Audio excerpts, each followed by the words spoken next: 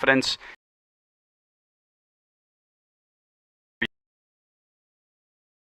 District playoff schedule moving forward.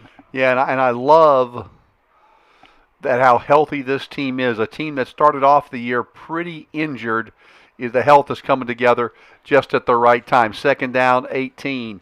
Again, no attempts at passing. Ball comes loose. Jesuit thinks they have it at about the 30-yard line, and the officials agree.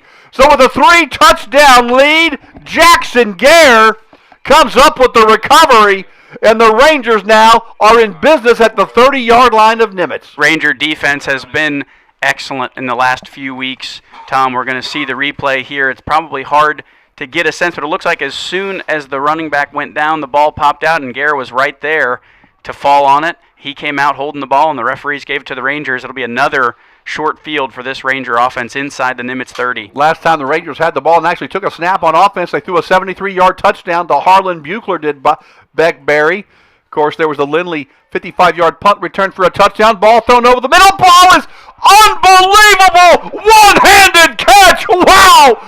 And that's Buechler again.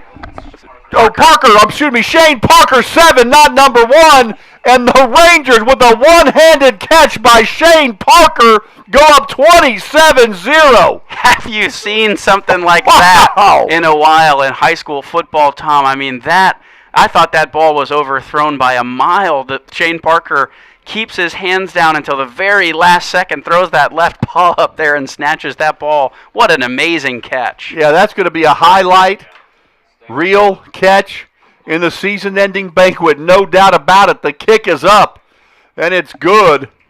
And the Rangers lead 28-0. And let me tell you about that scoring summary brought to you by Vanguard Auto Group. One play, 30 yards. Beckberry to Shane Parker with a highlight reel catch. And the Rangers now lead 28-0. And we've got a minute 38 to go here in the first quarter of play, Kevin. Yeah, Cooper Magoo's been busy already, and it's just we're still in the first quarter. A couple of our scoring drives we talked about. We had a 10-second scoring drive, and that was a 7-second scoring drive. I mean, that was one of the best catches you'll see in a long time. Kevin, 1:38 to go. You'd think that Nimitz down 4 touchdowns might have to actually go to the air a little bit, might have mixed things up. Well, we'll see if they do.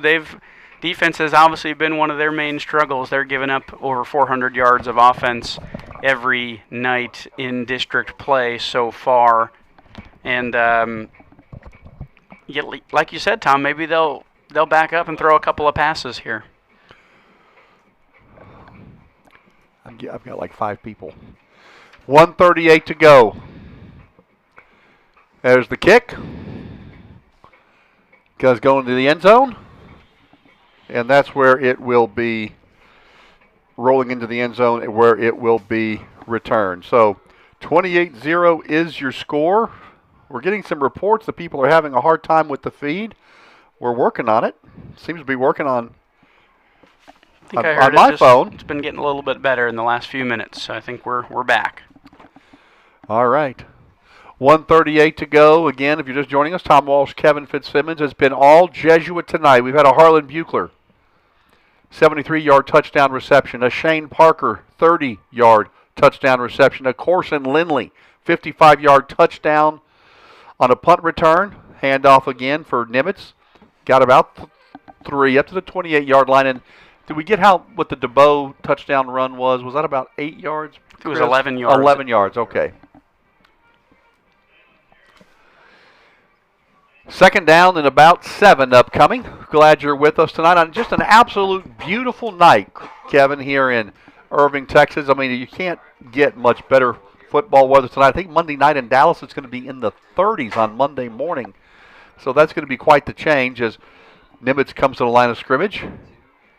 Handoff again to the first running back through, and the Rangers are just all over Kenji Hornbuckle. No gain on the play. It'll bring up third down and about 7.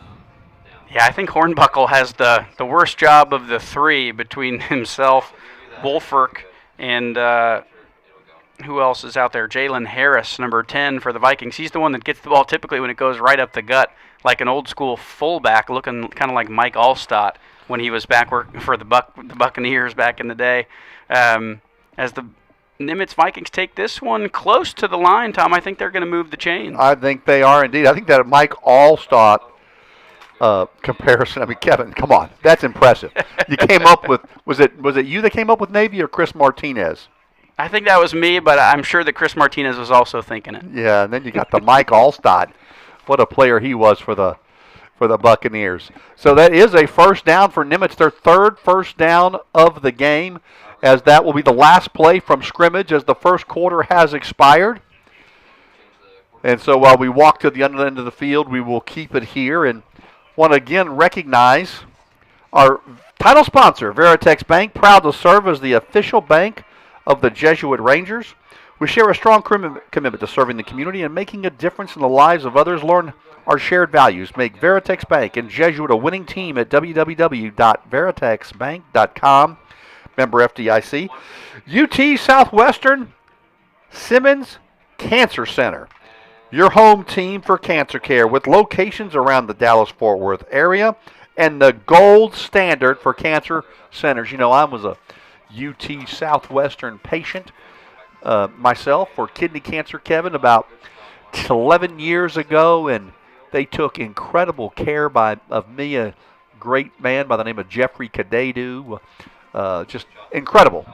So we're so thankful for UT Southwestern to have a world-class medical facility here in our community. Absolutely, and a world-class medical school, too, UT Southwestern is. So we're very fortunate, just down the road a little ways from Jesuit.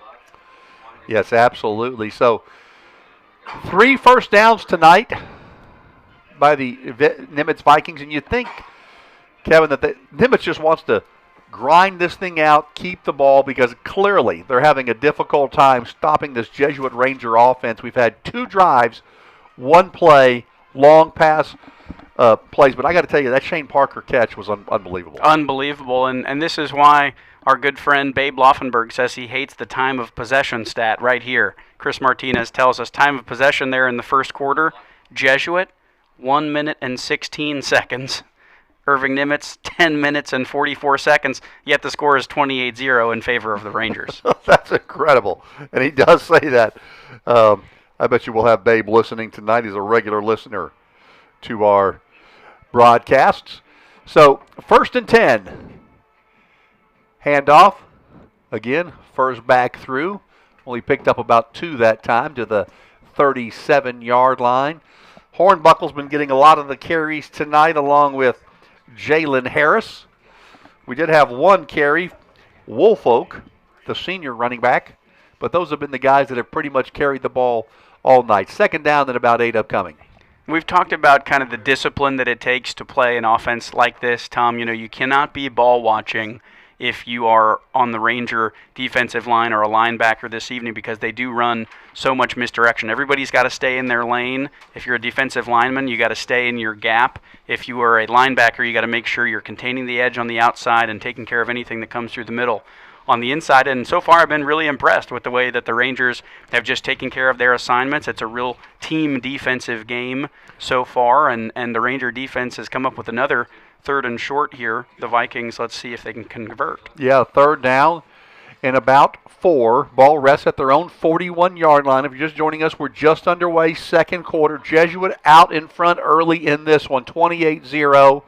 So you could not have asked for a better start from a Jesuit Ranger perspective. My good friend Amy Menken listening tonight. Bob Wunderlich listening in tonight. The great one, 14 years, I believe, as the head coach of the Jesuit Rangers during my first 14 years of being associated with this program. I'm sure he's out scouting tonight, but he's got us on in the background, so always great to have Bob Wunderlich listening.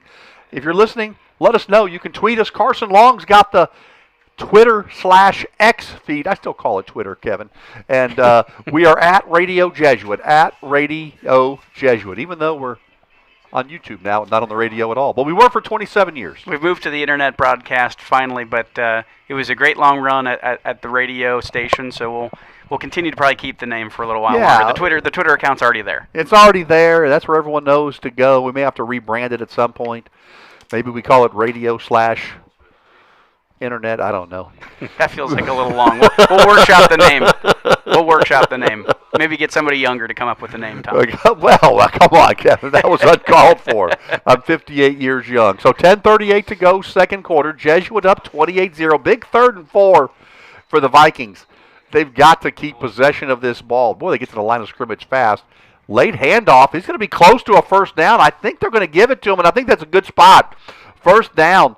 So that time, the quarterback, Solorzano, kind of took a couple of steps and made a late handoff, as they've got so many different guys coming from the backfield, and they do get the first down. I mean, when you watch this team come to the line of scrimmage, there are not very many people outside of the offensive line. So they got several folks in the backfield, and as you mentioned, any one of them could receive the handoff at any time. So it'll be important, again, for the Rangers to keep their eyes on things here. They come to the line quick, and you see there are no wide receivers out right now. Yep, but everybody's in the backfield there. The second man through. They faked it to the first running back going left, gave it to the second one coming right, and they picked up about 3 yards up to the 47-yard line. Best drive so far of the night for the Nimitz Vikings.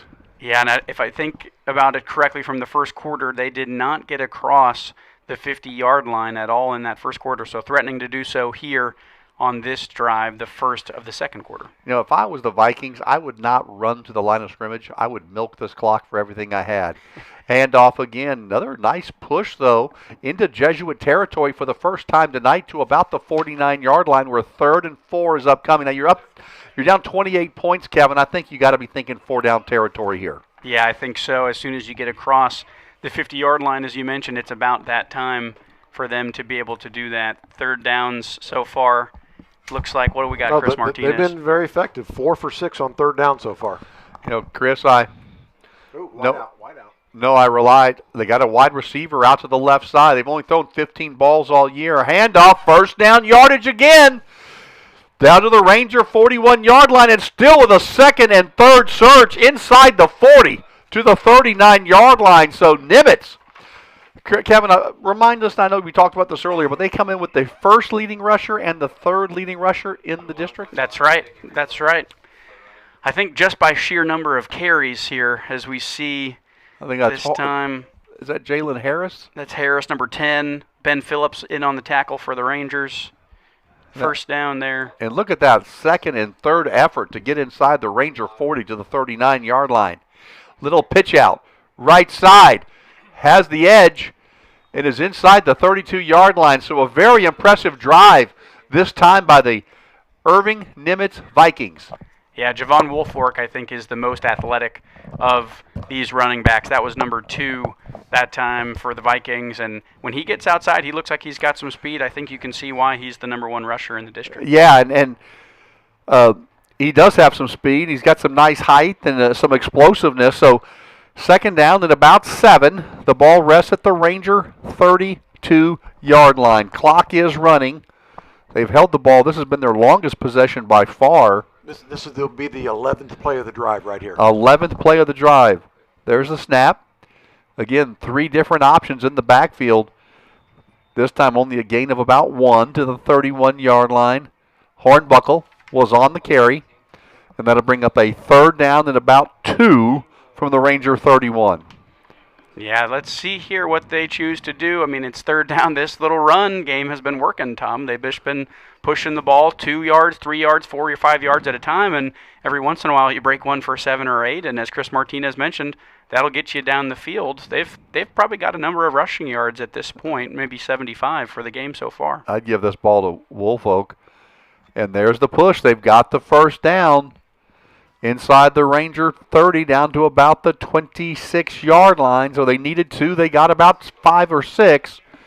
And they'll move the sticks again. You know, I think one of the things I'm sure that the Ranger coaching staff, especially on the defensive side of the ball, talked about with the guys this week, Tom, is this can be kind of a frustrating way to play football if you're on the defensive side. They're just going to keep doing the same thing over and over again, running it up the gut, running it off the tackle. So you got to stay committed to this now if you want to make a big tackle for a loss or a big tackle right at the line of scrimmage. Let's see if this Jesuit defense can bend, not break here. Handoff again, right up the gut between the tackles. Short gain on the play. That was Jalen Harris. And so right now we're already halfway into the second quarter. This has been a drive that's just been milking the clock. Will be the 14th play of the drive upcoming, Chris? 3, 6, 9. Chris is counting them up. 14th. Play of the drive. So second down at about 8. I don't really think, I think we've seen more Harris and Hornbuckle, though, that we have seen from Woolfolk, which is not what we expected. I agree with that, Tom. I think definitely was looking for Javon Woolfolk to lead this. As you see a big hit that time. Who is that? That's Joe Norman, number 14 for the Rangers, who gets in the backfield and drops the running back that time for a loss. I think that was number 20, Kenji Hornbuckle, for the Vikings, and he took a big hit. It was almost simultaneously as soon as Hornbuckle got the ball. Here we go, Kevin, on the replay.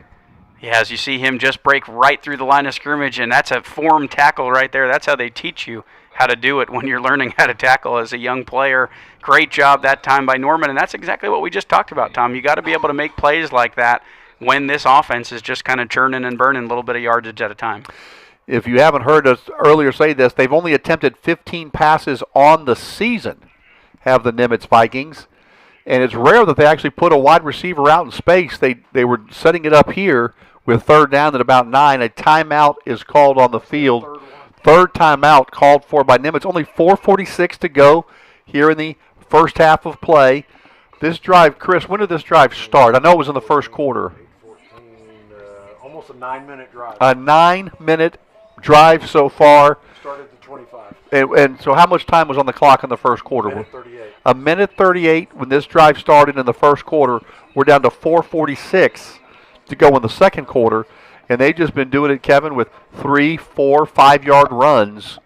But this time they're going to have third down and long, 3rd and 9. And Jesuit's done a pretty good job of stopping this offense when they've had 3rd and long. Yes, they have, Tom. They have. And I think this will be the time now to see, like we've said, if Nimitz is going to go to the air when they need a first down, or will they stay with 4-down territory when you're down 28-0. Want to give a quick shout-out, Tom, to our second quarter sponsor, also our title sponsor, Veritex Bank. Proud to serve as the official bank of the Jesuit Dallas Rangers.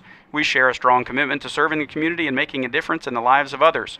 Learn how our shared values make Veritex Bank and Jesuit a winning team at www.veritexbank.com, member FDIC. Well, we appreciate you spending your Friday night with us. Tom Walsh, Kevin Fitzsimmons, Chris Martinez, Carson Long. 3rd down, 9 upcoming. Handoff. And the Rangers did a nice job of stacking that one up for no gain at the 25-yard line. So now you've got 4th down and about 9, Kevin. Do you bring in your field goal unit just to try to get some points on the board, down 4 touchdowns? I don't see any movement for that. I don't think so. I think they're going to stay with it on 4th and 9. But almost every play is between the tackles. I mean, you do have a lot of misdirection, 2, 3 guys kind of slicing at the line from different ways, but now might be a time if you've got some sort of a play action right here.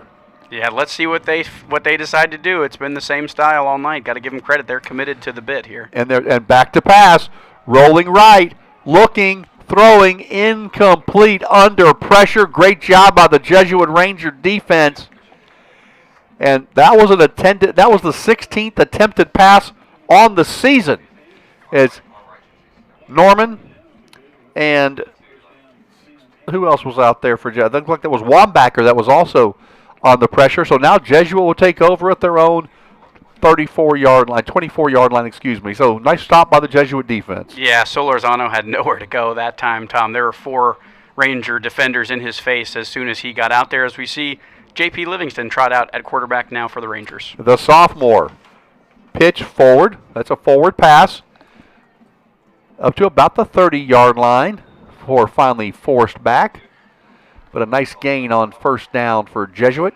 And that's Max Smith in at running back as well for the Rangers. So, and Lucas Myers in the backfield as well. So like we talked about from the beginning, hopefully getting to call a lot of new names or names we haven't gotten to call as much so far this season, and already getting to do so here in the second quarter. 2nd down and about 4 from the 30-yard line. There's the snap. Livingston rolling left. Has some time. Fires it out. Open. Caught. At about the 45-yard line, left sideline, breaking tackle, still on his feet inside the 30. And a nice throw by the sophomore, Livingston. There is a flag down back at the 20-yard line, though, so hold everything. Max Smith was the receiver, and it's going to come back. And Chris, let's welcome to the broadcast, listening from South Bend, Indiana, Mary Catherine Ackles, and a guy named Chris Ackles. Yeah, great to see Mary Catherine and Chris listening all the way from South Bend. Chris has the game over the PA, Navy and Notre Dame tomorrow night, as we do see the Rangers are backed up that time on a holding penalty. Unfortunate, because it was a great throw by Livingston. I got to tell you, I watched a lot and listened to that game last week. I mean, you and Chris Ackles sound fantastic together. So proud of both of y'all, and so glad to have y'all continuing the traditions. They swing it out right side. Meyer makes a nice move, breaks a tackle up to about the 29-yard line. So we got a whole lot of that back. That was really the first really negative play by Jesuit to erase a big play. Have they had any other penalties tonight? I think that was the first penalty called on Jesuit as well. Yes, it was. Chris Martinez confirms. That'll bring up third down and about 4 for Jesuit. Yeah, it was a great block outside that time by Caden Profit. As soon as Lucas Meyer caught the ball, he almost pushed his man out of bounds. This is the first third down attempt for Jesuit tonight. And 3rd and 5 officially on the scoreboard from the 29-yard line. Livingston back to pass, looking, throwing, diving attempt. It is caught, but short of a first down. No, they've got the first down, excuse me, up to the 36-yard line. Really nice grab there, diving to bring it in and move the sticks. That was Smith again. He's doing a great job out there at receiver, even though I believe he's listed here. Oh, he is listed as receiver. He ran the ball a couple times ago, but boy, this offense gets going quick. There's Profit out to the right. Yeah, and a nice throw by the sophomore. Boy, he just zipped that. You know, he's 6'3". I like to say that this kid looks like he's right out of Central Casting as a quarterback. 6'3", good size, good arm strength, and he really looked in command of the offense on that throw and found the nice seam and zipped it out there to Profit, and the Rangers are in business now at the 40-yard line. No, Chris Martinez and I have had several conversations this season, Tom. The Rangers look to be in good hands at quarterback for the next couple of years. If you think about J.P. Livingston being a sophomore next year as a junior, and then certainly his senior campaign, hopefully a lot of great snaps to come for him at the quarterback position for the Rangers. And as you mentioned, he looks every bit the part and has a beautiful looking throw, nice long arm. He's come in on a couple of deep throws so far this season, so I think a lot of good hopes to come here for the Rangers at quarterback over the next couple of years. I agree. And of course, his first cousin, one of the star receivers at the University of Texas, caught that touchdown against Ohio State that gave Texas a chance to almost win that game, and almost brought a second one in on what would have been a circus catch. That's his first cousin, so he comes from a family of great athletes. Here comes the rush. They set up that screen a little high on that release. It goes incomplete, and so that'll stop the clock. Caden Profit was the intended receiver. So with 1:54 to go here in the second quarter, it's 28-0 Jesuit. Livingston is in for Barry. Barry tonight with 2 touchdown passes. Not a bad night's work for a little over a quarter of action. Yeah, I think he's going to have a really nice stat line and a really good completion percentage as well. Threw a couple of beautiful deep balls, and looks like maybe he'll get to watch the rest of this one from the sidelines. There's that little jet sweep to the nice breaking tackles, and there he goes to the 20, the 10, the 5, touchdown. The Jesuit Rangers. That was Max Smith. Max Smith puts it on the board again, and the Rangers lead 34-0. Well, I thought that Max Smith was a running back a couple of plays ago, and he looks like it that time, doesn't he, Tom? As he takes that ball on the jet sweep, cut it upfield, and there was nobody there. He just went all the way through the seam. You know, Chris Ackles and I have had a lot of good conversations about the downfield blocking, and you see it that time from that Ranger offense, and there's Smith. As soon as he gets past the 20, there's nobody between him and the end zone. Yeah, and you talked about it. I mean, he did. He's listed as receiver now, but did play a lot of running back early on, and the Rangers are up 35-0 with 1:44 to go here in the second quarter of play. And Kevin, I got to tell you, we just heard from a legend, the great Brian Montgomery, up near Syracuse, New York, works at State University of New York, Stony Brook, and for, I believe it was 14 years, maybe it was 13, but I think it was 14 years, our sports information director, really took our radio broadcasts, our sports media department, to new heights, and he taught kids like Carson Long and Ethan Irabali and got them excited. For the opportunity to do some broadcasting. It's so great to have Brian listening tonight from upstate New York. You can take the man away from the Jesuit broadcast, but you can't take the Jesuit broadcast away from the man. Is that the way to say that tonight? Great to hear from Brian that he's still listening up in New York. As we see here, that scoring drive summary that's brought to you by Vanguard Auto Group. 6 plays, 76 yards, 2 minutes and 16 seconds, the longest drive of the Jesuit offensive night so far. Max Smith caps it off with a 40-yard run. That's his 3rd rushing touchdown of the year. It's 35-0 Rangers. And fair caught at about the 5-yard line, and a nice drive by Livingston. I like seeing that. By the way, Bob Wunderlich is not scouting tonight. He is not scouting tonight. Lamar played last night, and we had our last 2 freshman games last night. The freshmen between the 2 teams went 19 wins and 5 losses. So 19-5 between the 2 teams. I believe that's the 2. There's 3 teams. There's blue, gold, and white. So maybe that's all 3 teams. But a good season for all 3 teams. Yeah, it's great to see the young development of those players. Obviously, Coach Wunderlich, tons and tons of experience here with Jesuit football, and so just a great opportunity for those young men to get to learn from him and to get brought up in this system.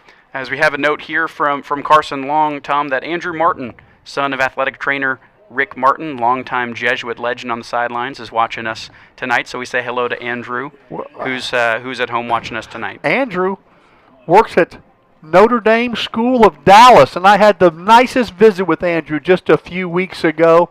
What a fine young man, a chip off the old block. Of course, his father, Rick Martin, is the dean of athletic trainers here in the state of Texas. He is incredible. Handoff, another nice gain to the 30-yard line. You know, Chris talked about it, 4 or 5 yards at a clip, but the Rangers keep stopping them when they have, like bend but no break, and the Rangers lead 35-0. We are under 50 seconds to go in the first half. Yep, and we're looking forward to the Right Legal halftime show conversation with Coach Chris Hill, head coach of the basketball team here for the Rangers. And it'll be a great conversation with Coach to talk about the upcoming season. Oh, can't wait for that. By the way, I said State University of Stony Brook, State University of New York, Stony Brook. It's State University of New York, Cortland, where Brian Montgomery now works up in upstate New York. Handoff, good stop by the Rangers, only a gain of about 1. And the Vikings will not have to snap it again, down 35-0 at the half.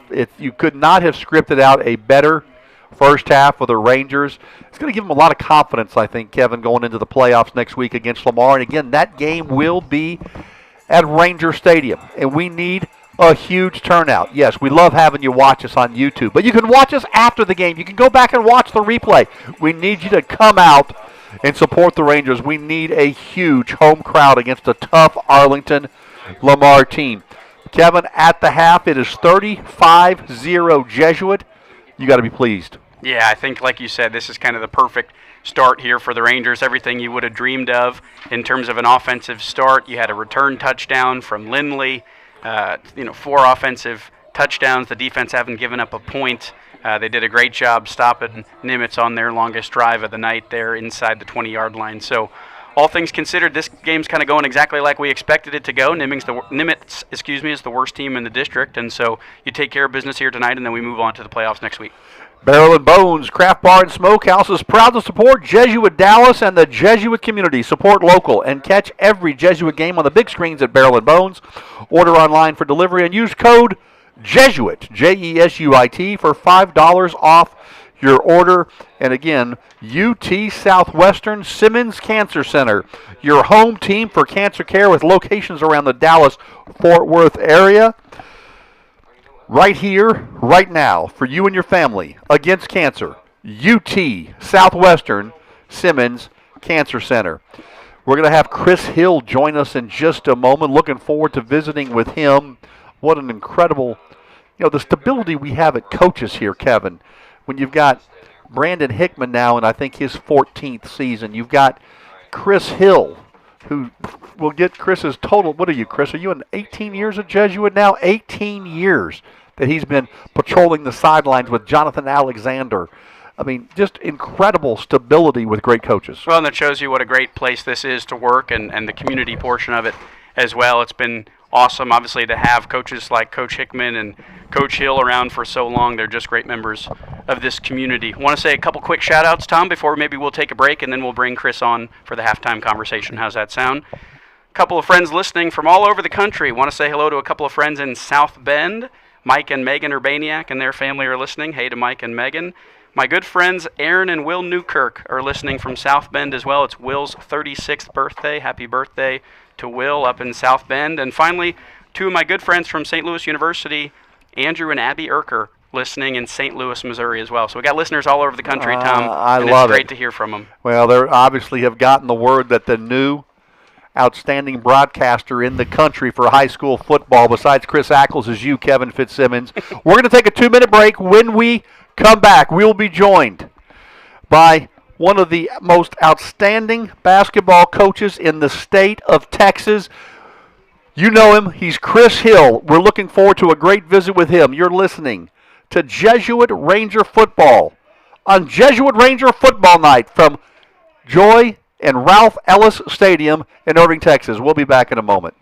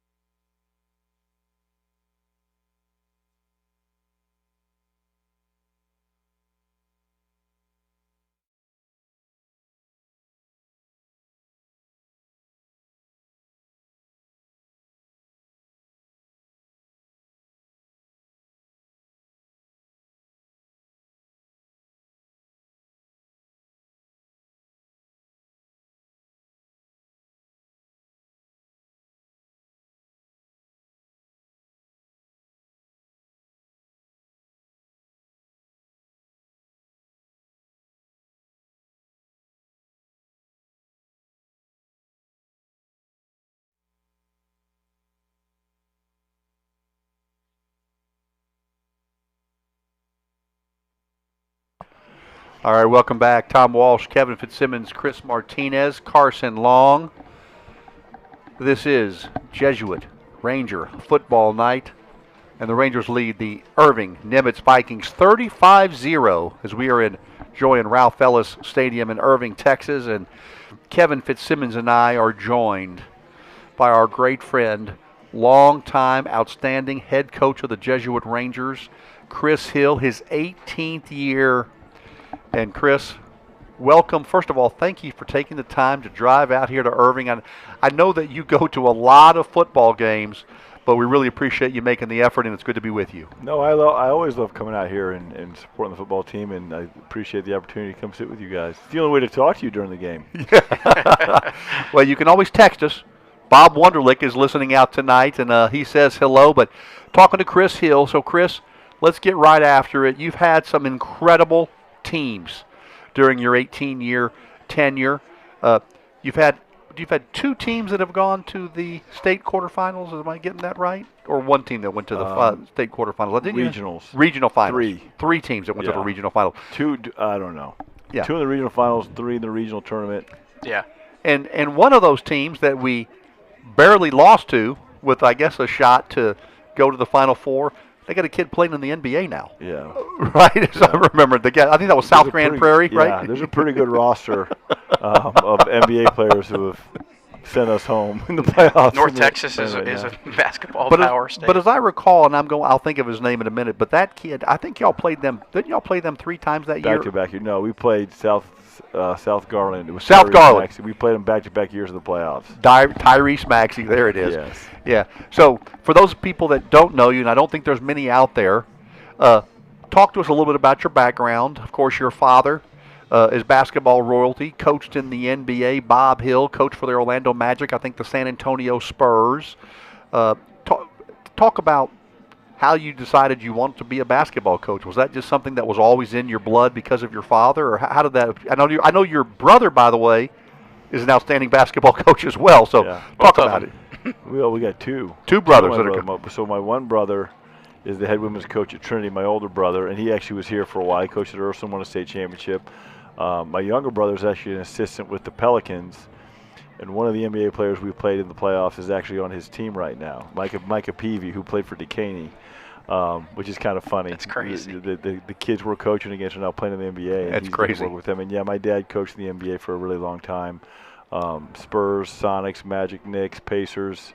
We moved a lot. It was always kind of in the blood, and it was never necessarily a plan to be a coach all the time. And, as a matter of fact, when the opportunity arose, I was applying to go to grad school actually at Fordham, and all of a sudden a call came and said, "Hey, do you want to come be an assistant and be a GA type at University of Dallas?" And I was shocked at how badly I wanted to do it. How badly I want to go coach. And I don't know if it's the coaching as much as just being a part of a team that I just have always been drawn to.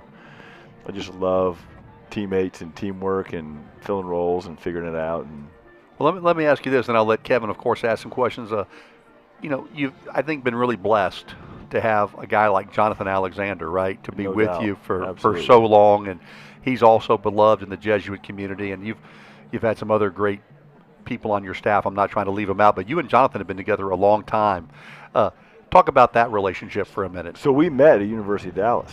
And so when the job I had just taken, he's one of the first people I met on that campus, and he was really helpful to me the whole time I was there. I had a lot of jobs at the University of Dallas. I had a lot of things, and we just got really close. We've known each other a lot longer than when we were here. When I got this job, he was actually at Crandall at a high school. And so I was like, oh, man, I wonder if I could steal him. I'd never done high school, Right. and so he had some experience there. And I'll tell you where we're lucky is that he loves Jesuit. We both do, but he loves Jesuit, and he also has 6 boys, so he wants them all to come to Jesuit. And so otherwise, I'm telling you, we'd have lost him. And he's got one senior now. He does. He's got a senior. He's got a sophomore. He's got an 8th grader. It's either 5th or 6th. I mean, they're everywhere. And I got to tell you, Thank goodness they're all boys, because I was able to trap them. So like their family's such a great addition to the community, and they're so awesome. His wife Emily, and I mean all the kids. They're all. And his daughter obviously too. We love Corey as well, but I don't think she was locking him into the Jesuit the way the boys did. Well, I got to tell you, I see them at Mass all the time at St. Rita. They sit in the front row, and I've never seen better behaved kids since Kevin Fitzsimmons was a kid. I mean, the Fitzsimmonses were the same way, but I mean, what an incredible family, and I know it's a great friend of yours and a trusted confidant, and I agree with you. We are lucky to have him that has stayed around. Yeah, well, Coach, so obviously we talked about 18 years at Jesuit. In some ways, maybe that number is surprising for me to hear, since you were at Jesuit when I started. When you came to Jesuit, I was just finished up my freshman year, and now I've been graduated for 15 years, and you're still there as head basketball coach. So tell us about that. I'm sure for you and Coach Alexander both, it wasn't necessarily maybe in the cards to stay 18 years at Jesuit. So what keeps you there? What has it been for you for the last almost 2 decades now that's kept you around a place like Jesuit? I mean, the community. It really is. I mean, the sports is fun. The school's a great place to work, but really, I mean, it's the people. The people, just every 4 years, it just turns out a new group of families that are the kind you pray to work for, and the kind you want to be like, and the faculty, the administration. I mean, it really is. It's a special place. There's really good support. There's sincere intentions in what people are trying to do. You really can't ask for a better environment. Yeah, and it's just people, I think, who commit so far beyond what their role is. We talked about, Coach Alexander, Coach Hill. I mean, every game we've been to at Jesuit this year, Tom, Coach Hill's been driving around in a golf cart. He's working the game. Coach Al's working the game. We mentioned Charlie DeLong's the head soccer coach here for over 40 years. He still does football every Friday night as the equipment manager for the football team. I mean, it's just kind of amazing when you're around a group of people like that. Well, Coach, I want to talk about the basketball season, but I knew that we were going to get to interview you, and I knew that probably Tom Walsh hadn't heard this story, so I'm going to get to embarrass you with a fun story. I'm looking okay? forward to it. You So- got my attention. Like I said, I was a sophomore when Coach Hill came to Jesuit. My dad was the basketball coach. Right before that, it was the 2007-2008 season. So Coach had the team 2008-2009 was that first year. E.J. McWoods, Jameel Bailey, Michael Bedford, some all-stars. I saw Mike Bedford a couple weeks ago, actually. It was hilarious. So played my sophomore season, and then junior year comes around. I was not the best athlete. I wasn't like Tom Walsh. I wasn't probably going to go play D1 basketball anywhere, and didn't work as hard as I should have in the off seasons, that's for sure. So junior season rolls around, it's the fall, and comes time to make the cuts for the team. The football guys are going to come out pretty soon. The likes of Brian Wetzel and Jeff Schottmer, who are Jesuit Sports Hall of Fame members, Hall of Famers and great players, are coming off the football field. And so, Coach, it's time to have that conversation. And Coach Hill and I sat down after practice one day, and Coach is telling me he's going to have to cut me. And Coach Hill got a little emotional during the conversation. And I just always have really appreciated that, because it showed how much he cared about me as a person, not at all about me as a basketball player, although that was important too, but he really wanted to make sure that that I was, feeling okay, and wanted to take care of me personally. We had such a good personal relationship, and so I said to Coach in the moment of that conversation, no idea where it comes from, but I just said, it's going to be okay, Coach. True. So he was comforting. So he was comforting you. So fast forward another year, I didn't do anything with the basketball team. My junior year, actually came and played football for the JV team for Coach Robert Williams for a couple of games. And then my senior year, wanted to get back involved in basketball, asked Coach and Hill and Coach Al if I could be a manager for the team. And they said, oh, well, we already got a manager who sits on the end of the bench and does the stats and the water bottles and stuff. We'd like you to be a student assistant coach, which was also just a great honor, really nice of them to ask. And so I dressed up in my school clothes, and I wore the same sweater vest every game, and I kept fouls and timeouts on the front of the bench. And it was a great season. We weren't quite as good as we were that year before. 2010 season, Josh Bauer, Chris Udofia, James Linebaugh, those guys, they lost to Marcus Smart, another NBA player, in the playoffs that year against Flower Mound Marcus. And but at the end of the season, my senior season, we did the banquet at the end of the year, and coaches introducing all the seniors, including even the managers and the student assistant coaches. And we get to the time where he's talking about me and just about my time in the program, and he's talking to the whole group there, and he starts to get a little emotional. And he's telling that story about when he cut me and I was comforting him. And as he's getting emotional, I stood up in the crowd and I said, it's going to be okay, Coach. So got to say the same line a second time in front of a group of people. But that just shows you, I think, the kind of guy that Coach Hill is, and was excited to share that story with you, because I'm sure you hadn't heard that one. I have not heard that story, and I've known you since you were 5 years old. But that is a great story. I do remember you as a student assistant coach, and yeah, I think that is such a microcosm of a great example of what Jesuit is, and what guys like Chris Hill and Brandon Hickman and Bob Wunderlich and Jonathan Alexander, who have just, part of the fabric of this incredible institution. I know, Coach, you want to talk about the team and the season, but before you do, I'd like to take a detour before I give it back to Kevin. Talk about the athletic director, Kyle Harima, because you knew Kyle before he interviewed for the job. Of course, he had some big shoes to fill. And Steve Cook, who was 30 years as our athletic director, hired you as the head coach.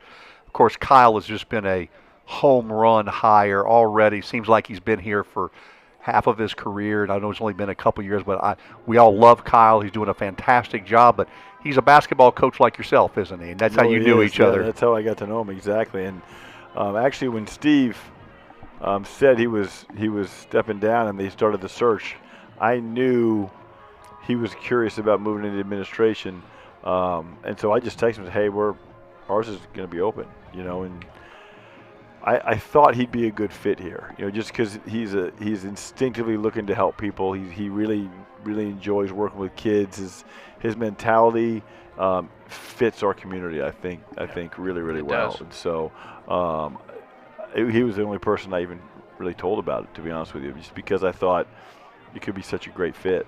And just for clear, I mean, it was a comprehensive search, lots of candidates. Well, he applied and didn't hear anything for like 3 months. Yeah, I mean, it was a lot of people. B.J. Antes led that committee. I was lucky enough to be asked to be on one of the parents/friends of the school committee to meet with the finalists, of which Kyle was one, and I was so impressed with them. So we're so glad. So great recommendation by you, and we're glad to have him. Well, that's part of it, right? Bringing good people into the community. When you have good people here, it attracts good people too. And we had a great conversation with Kyle. Chris Sackles and I did a couple times this season because the first game we had a little technical difficulties. Nobody heard that interview, so we got to interview him again a second time a couple weeks after that. Well, Coach, let's turn to basketball season. That's why you're here. Basketball starting next week. Yeah. Is that right? So you guys are probably already practicing. And give us a little bit of an overview about the season, and we'll talk a little bit about what district and things will look like coming up. It's kind of. I think we're going to be a lot like the football guys. Where like we have pretty much everybody's in a new role. I really, really like them. It's a really good group of guys. We kept a big roster for that reason. I just think it's good to have a lot of good dudes. Are you carrying about 15 or? Yeah. Okay. Wow. Which is big for us. That is. But I've kind of gotten away from being committed to a certain number and kind of moved towards if there's people that I think contribute in some way and add value, then hold on to them. It's been a little bit of a shift there, but it's a really good group of guys, and they've been really working hard. We've had good practices, things always shift when you start playing games, and roles get established and changed throughout, and so that's always something to be aware of. But I think it's going to be a really good group of people. to work with. I'm excited about them. Yeah, good. 15 guys also helps at practice. I feel like you just got more bodies to run drills and be able to do a few more things. Cade's playing. We don't even have Cade yet, so Cade will be back hopefully in a couple months, right? Months? Right. We want the playoffs to go long. You got to get to the first week in December, I think. It was like Christmas. I think we go to Christmas when the finals. So that'll be a great Christmas present. State championship and Cade back. So, Coach, you actually talk about some of these great athletes that you've had over the years.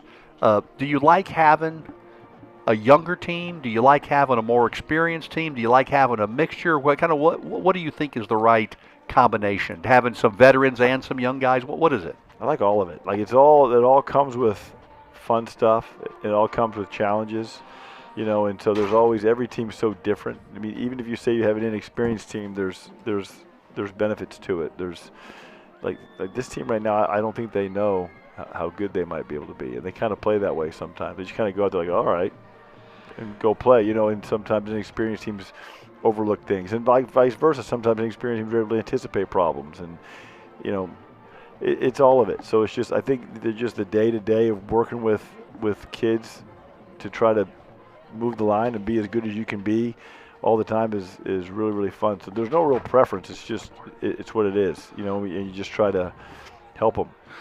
Talking to Chris Hill right now, 18 years as the head basketball coach at Jesuit Dallas, our great friend, and such a asset to our community. Coach, every day you walk into Walsh Gym, and I ask, seriously, do you think about me every time you see the name Walsh on the gym, or do you rarely think about me? Every time. Every time. But in all seriousness, I know, of course, it was named after the legendary coach, Jim Walsh, who coached here for a long time. It was in the development office, and, of course, his son, Admiral Patrick Walsh, was in charge of the entire Pacific Fleet for our United States Armed Forces, the United States Navy. So what an impressive family. That's the Walsh it's named after, though I tell people when they ask me, is it named after you? If friends of mine are asked that question, I say the answer is, as far as they know, the answer is yes. But It's a smart play on your part. but talk about the atmosphere, because every time I walk into that gym with the students and particularly the student section, I mean, it's incredible. What a home court advantage that is, right? It is. Yeah, it's a really cool place. I love it. I pinch myself that I get to go there every day. But yeah, it's intimate, when the student section comes, it's a special atmosphere. There's no question. Absolutely. Yep. Well, Coach, let's talk about the district season. I know we got a little bit of ways until that gets started, but we're here in the final game of the district season for football, and A little bit different, obviously, than football. You get to play everybody twice in district, which I think is kind of nice. In basketball, you get to see everybody a couple times, home and away. What does the district look like this year? Who's going to be competitive, and what's Jesuit looking like in terms of making it to the playoffs? We'll see. I think we haven't played any games yet, right? So everybody's super confident right now. So I don't know how the other teams are going to look, just because there's a lot of movement now in the high school world. So teams look different from year to year. It's not really intense in basketball in our district, but I think Pierce is returning everybody. And they didn't make the playoffs last year, but they were pretty good. And I think they'll be really good. Lake Highlands had a lot of young guys who didn't play a whole lot. They didn't have huge roles, but they were really good. And I imagine if they progress the way Joe Duffield usually brings guys along, they'll be really, really good. Richardson's always good. He does a really good job. He got a lot of kids.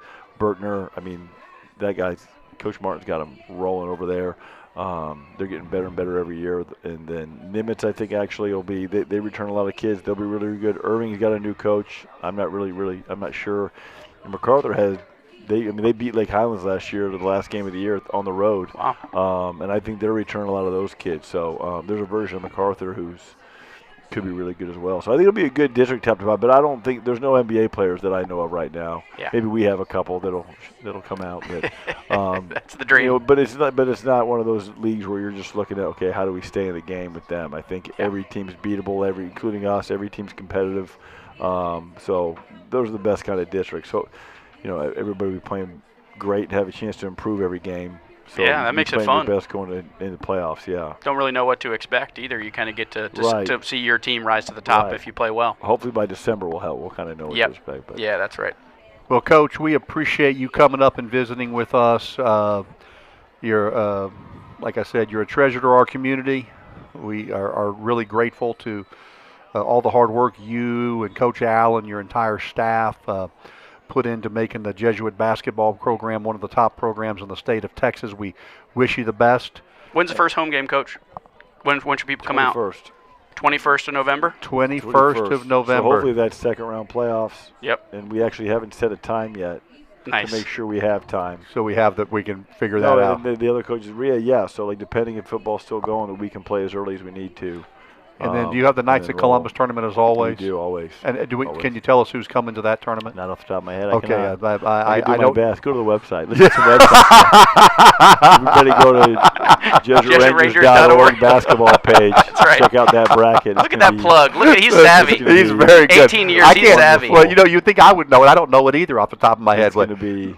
Yeah, I can't imagine the traffic flow to figure out the Knights of Columbus tournament bracket. We want to encourage everyone to come out to Walsh Gymnasium. Yes. Well, thank you guys too. I mean, you're a lifer. I mean, you've been around since, and I think you don't. You're like, you know how many people retire and say I'm stepping down and come back the next year? This is Tom's Brett Favre #1. I think he'll do it again 2 or 3 more times. It speaks to the community though too, right? It's like you can't stay away. You can't stay away. No, this is super cool. My 28th year and 25 with this guy's dad, and the fact that he and Chris Ackles are carrying the torch forward it makes me feel so proud of them, and I hope that. Do you feel really old working with Kevin? Yes, as an adult? yes. I was his confirmation sponsor. You look great. Yeah. But think about it. If you and Kevin continue this for another 28 years, you'll be in your 42nd year. No, 46th year at Jesuit. I'm not a math guy, but it's a long time, Coach.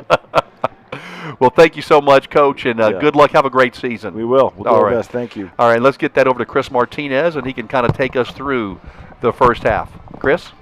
Well, with the 35-0 score for Jesuit, you have some unique numbers here. Jesuit only had 7 first downs in the first half. Well, you don't need a bunch of first downs when you score on one play.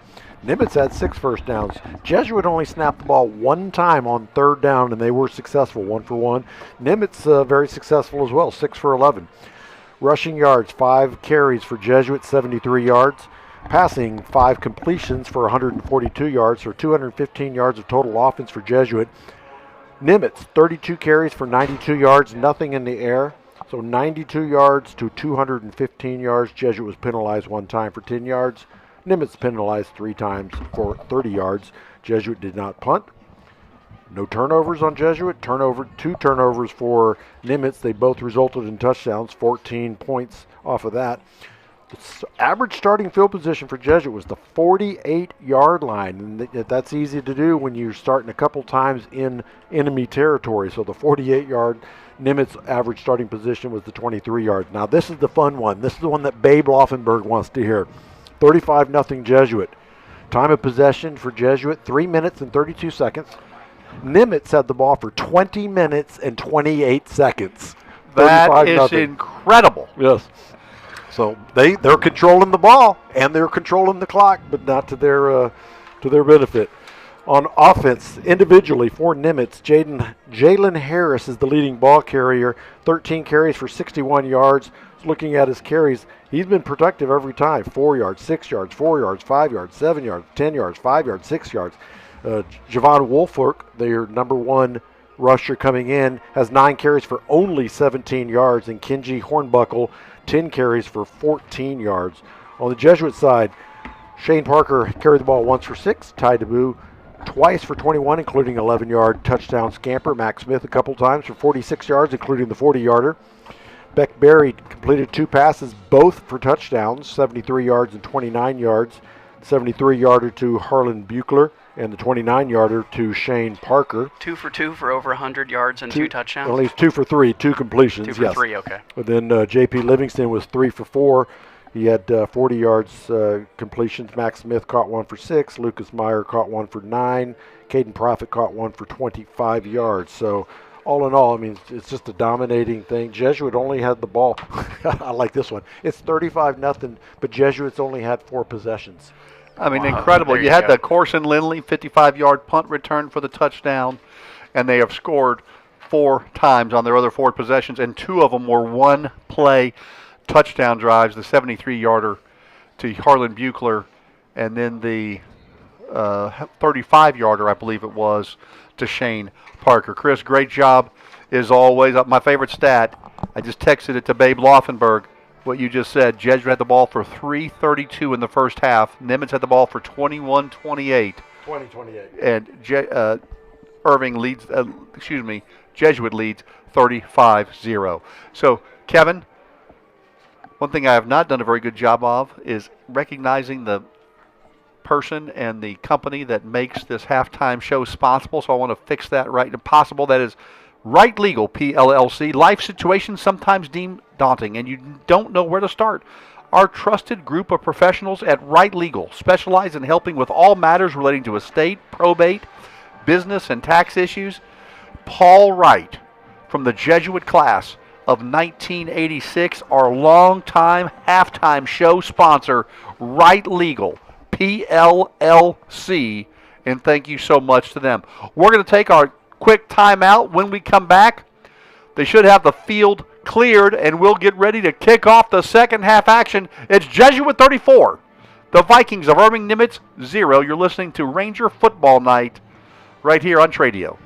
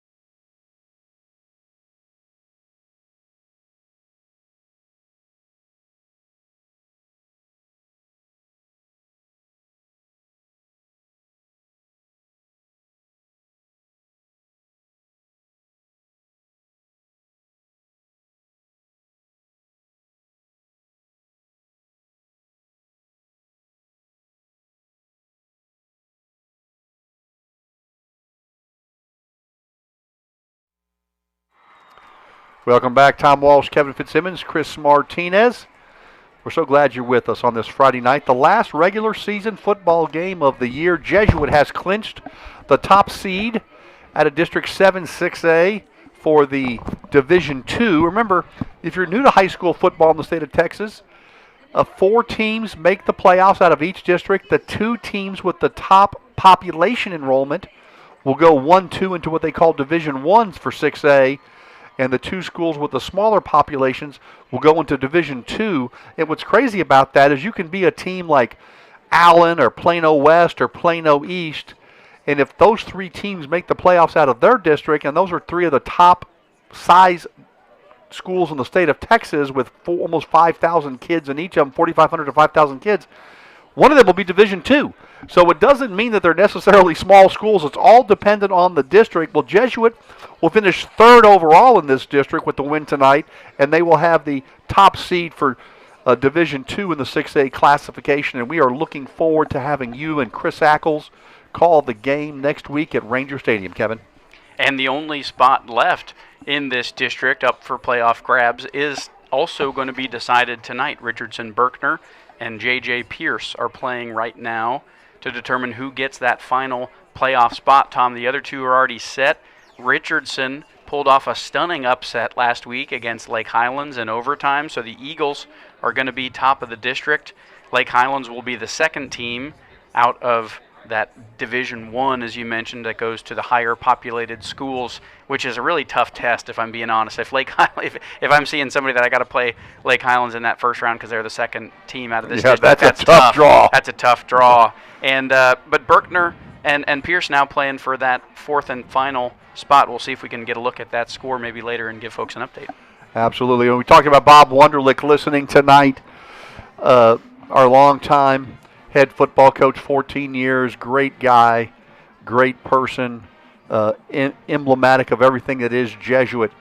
But he's not my favorite Wunderlich. My favorite Wunderlich, of course, is his beautiful wife, Kathleen Wunderlich, and she is every bit as great a person as her wonderful husband, Bob. She was also instrumental for so many years in helping to support our radio broadcast, but she was my favorite Wunderlich long before that. And it reminds me, Kevin, as we're getting ready to start the second half with Jesuit up 35-0, it reminds me of the time talking to the Wunderlich family when your father and I and Chris Martinez were getting ready to broadcast, probably in our 3rd season on the air of this 28-year run that Chris Martinez and I have had together, and we had no phone line. We used to have to call the radio station with a phone, and the phone line was accidentally disconnected from the press box. So what did we do? Well, one of the Jesuit maintenance men was very resourceful. He ran to Radio Shack. Remember when there used to be a place called Radio Shack, a Tandy Corporation company, and he bought about 300 or 400 feet of extension cord for phones and the connectors, and we took that extension cord and we took it out of the press box over what we call the Jesuit River behind the football stadium and into Ann O'Brien's house, Bob Wunderlich's sister, and we used her phone for the next 4 hours to get that game on the air. One of the all-time great stories, I think, in our radio history. Absolutely, Tom. That's a legendary story. And you mentioned Mrs. Wunderlich. We talked about how great guys like Coach Hill and Coach Al and my dad and Coach Wunderlich are. There's behind all those guys is a great wife who's committed so many hours to Jesuit as well, been up there for so many things, thinking about Mrs. Wunderlich, Mrs. Hill, Mrs. Alexander, Mrs. Fitzsimmons, so many other great women who've allowed their husbands and fathers and guys to be up there for a lot of different things at Jesuit. So, and can I throw in Mrs. Walsh? Absolutely. Who has allowed me to have 28 years of calling these games Absolutely. on the radio. And Mrs. Martinez, Gina Martinez, who's given 28 years and more. Because Chris not only does these football games with us, but he does about 40 baseball games a year. So we're ready to start the second half action. We're glad you're still with us tonight here on Tradio. Thanks to Zach for his good work tonight, along with Pedro Rios, Jesuit sophomore. There's the handoff, and there he goes. 40, 50, foot race 40, 30, still on his feet in a shoestring tackle at the 20-yard line. Biggest run of the night for Nimitz, and they are in business deep in Jesuit territory. And that was Jalen Harris, Tom, who took the ball down for the Rangers that time. Andres Van gets there with a shoestring tackle. I mean, dove and got his fingertip on the shoelace maybe of Harris.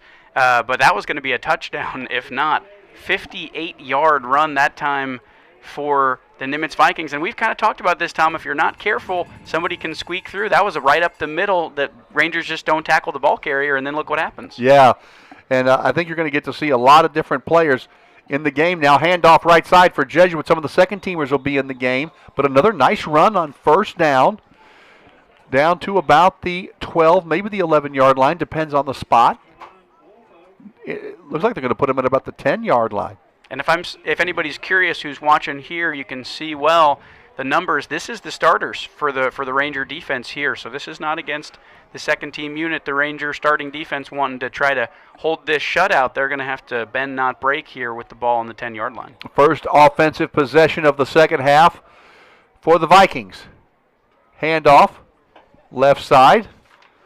Surge, short of a first down. It'll be third down and short upcoming. By the way, whoever came up with the idea of wearing gray jerseys with blue numbers, very hard to pick up the numbers when you're 58 years old. Not quite as hard as last week. The Berkner, were black with dark green numbers. Yes. Even Chris Ackles and I in our eyes had a tough time seeing that. Yeah, the Berkner Rams, of course.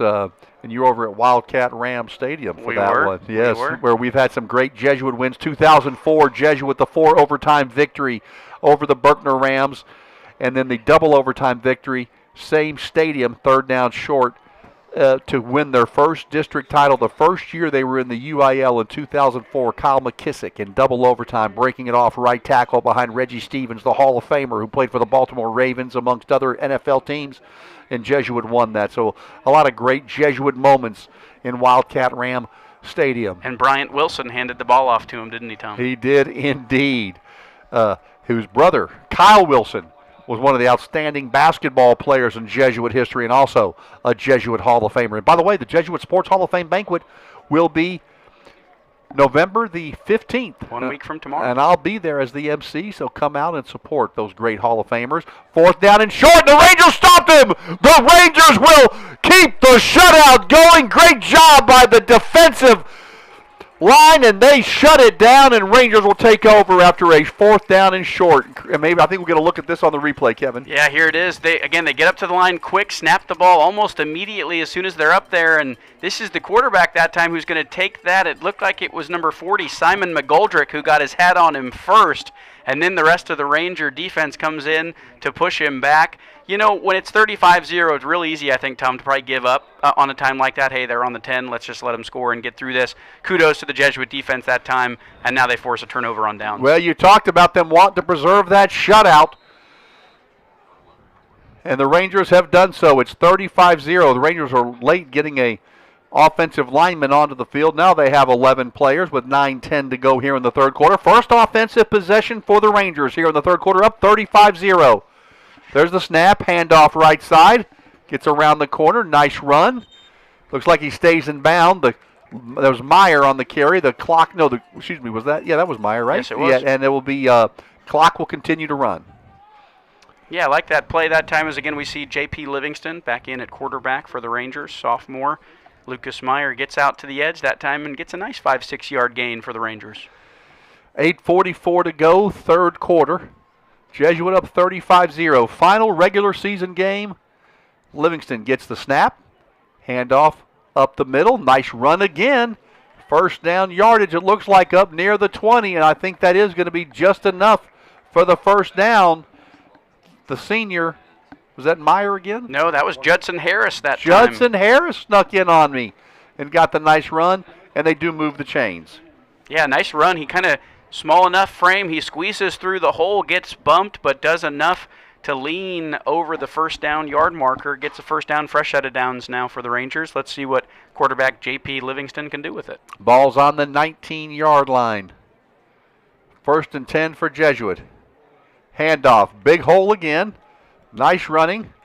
And again, Judson Harris, the 5'10", 170-pound junior, gets him close to the first down sticks.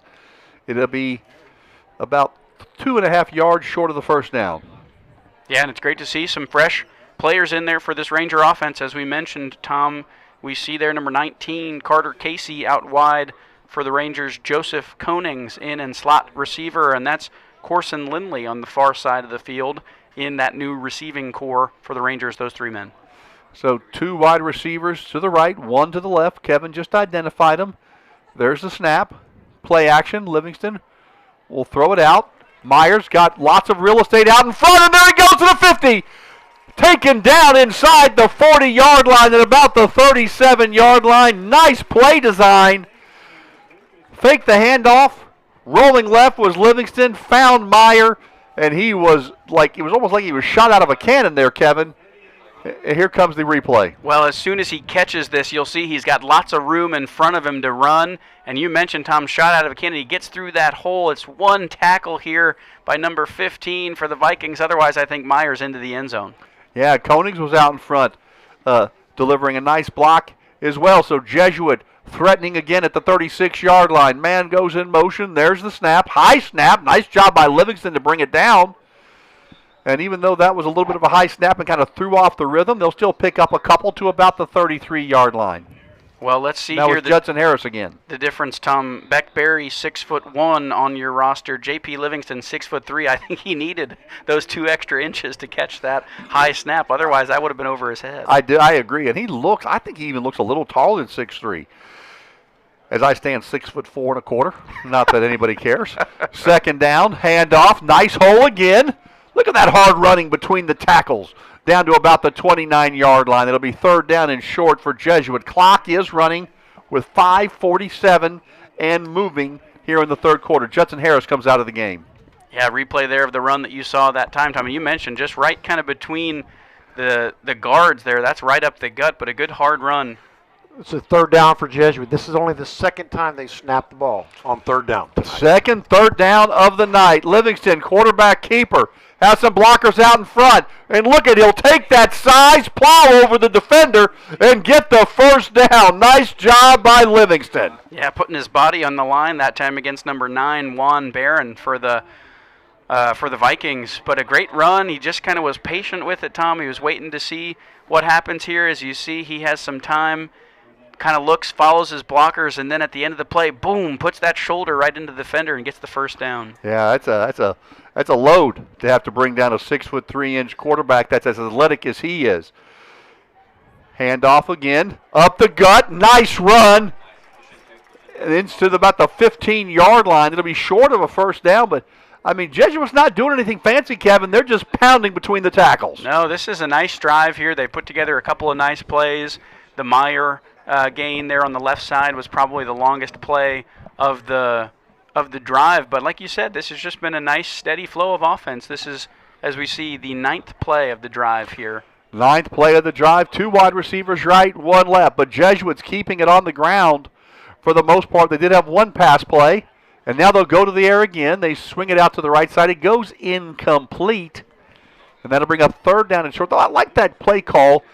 Kevin, you got 2nd and short. Why not try to get someone out in space? But just weren't able to connect on that one, and it'll be 3rd down and 2. Yeah, that ball was just at the shoe tops of Carter Casey, and he couldn't come up with it. There's the snap. Handoff again, and it looks like they've got the 1st down. Max Smith will rumble to about the 12-yard line. They'll stop the clock, and they're going to just keep it running here, Kevin. They're not going to stop it to reset the chains. I wonder if they'll go to a running clock at some point. If Jesuit goes up 42-0, I don't remember what the rule is. We've seen it a few times over our 28 years. They'll just have the clock continue to run, even on incomplete passes. I think the number might be 35. Is that right, Chris Martinez? Do you know that? Oh, yeah, that's what Chris says. 1st and 10 at the 12-yard line. Smith goes in motion, empty backfield, quarterback keeper, Livingston, and he'll get taken down maybe a yard at about the 11-yard line.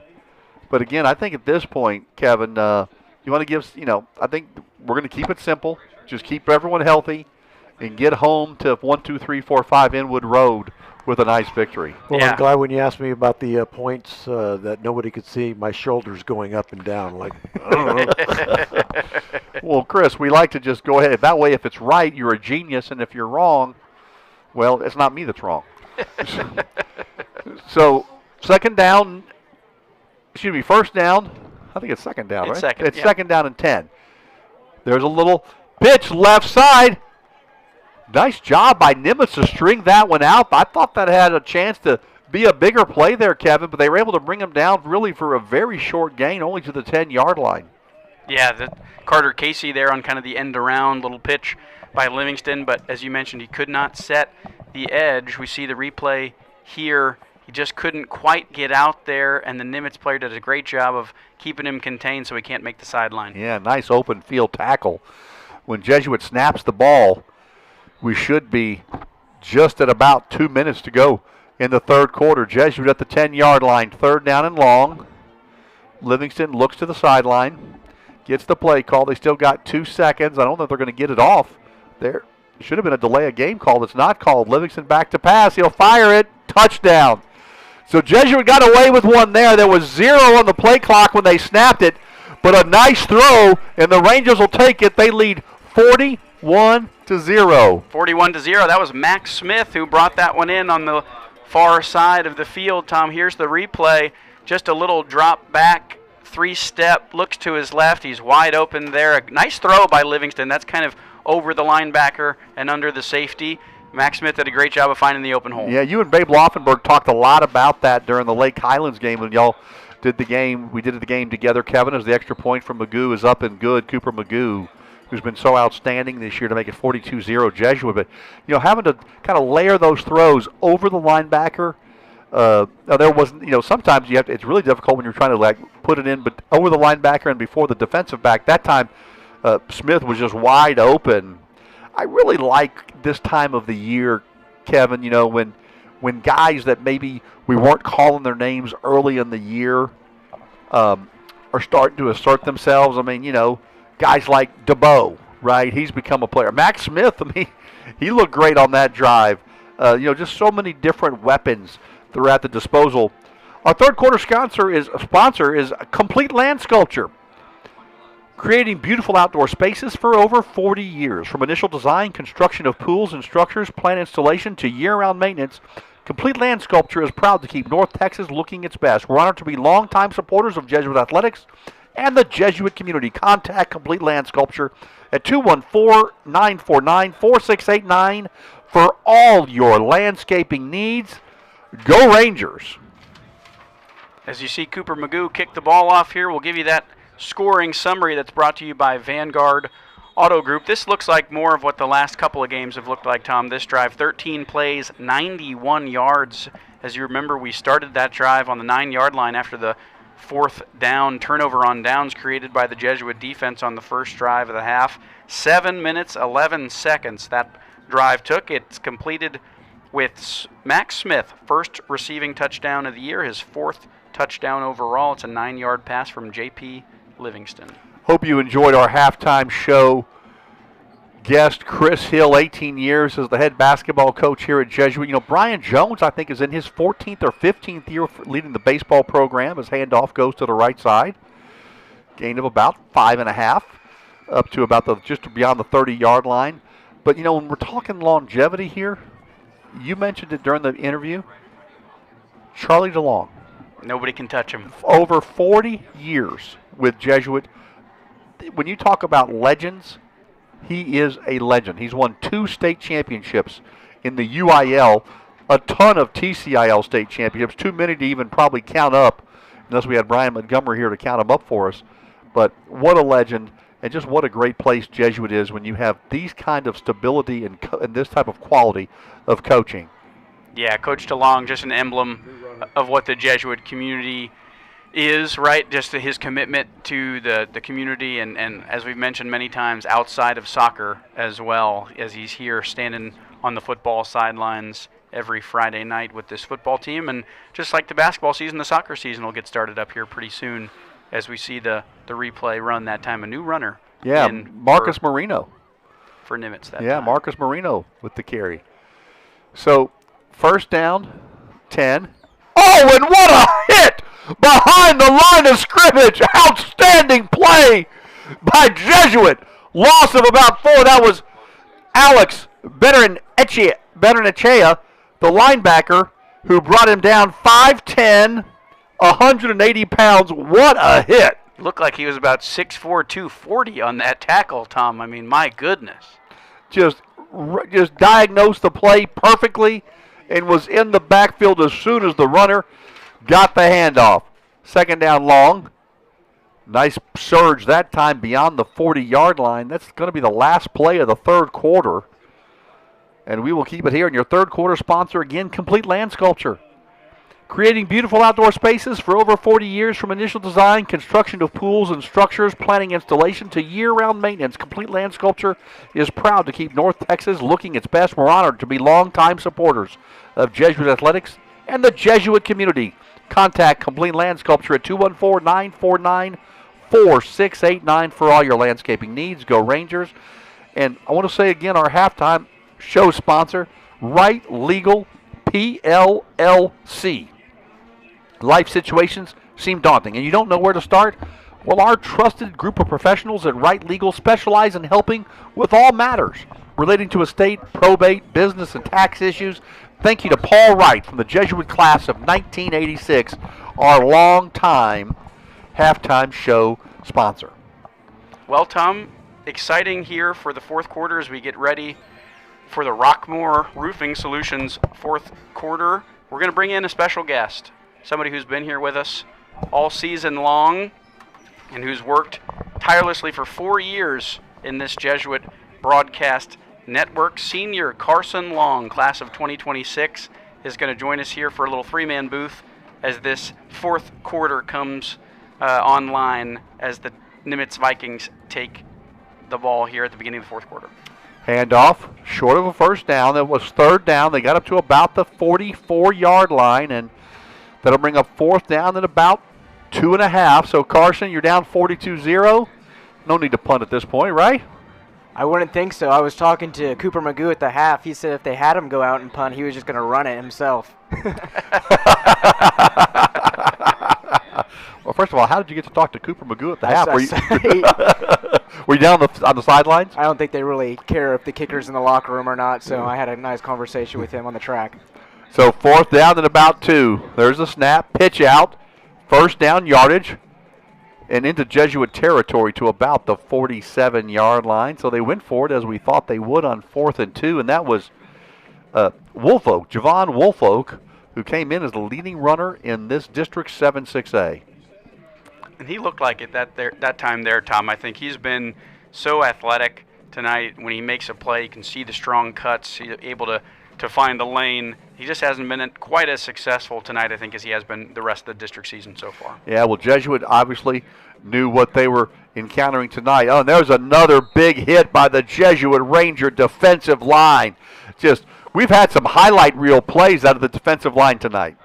Yeah, we have. I think that was Duncan Blankenship maybe for the Rangers, as you see in the play there on the defensive line. He just got there, pushed him back right away.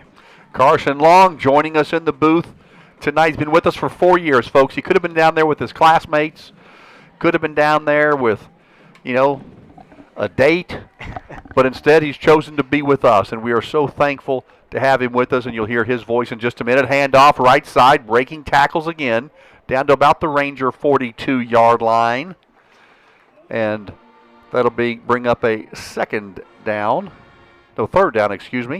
from the 42. They got to get to about the Ranger 38. So third down at about 4. What are you calling here, Carson? A run? Yeah. I don't feel like there's a lot of options anymore. I have to say, though, the thing that stood out the most for this Rangers football season has been the defense. Of course, last year they had a lot of struggles, but this year, with almost an entirely new team in terms of who's starting, they've been pretty much dominant. Of course, there was that dominant game against J.J. Pierce. Oh, and they needed every bit of that, 17-14 victory for Jesuit. A Cooper Magoo field goal late took Jesuit to the win. Another nice run now, and now the Rangers want to get this shutout. And with 9:14 to go, here's the replay, Kevin. Yeah, you can see here just a good job breaking through the first hole, and then as soon as he gets into that second level, starts to move to the side. The Rangers did a good job to stop him before he got out of hand. This is the 10th play now of the drive for the Vikings. The question becomes now, will the game end by 9 p.m.? It might.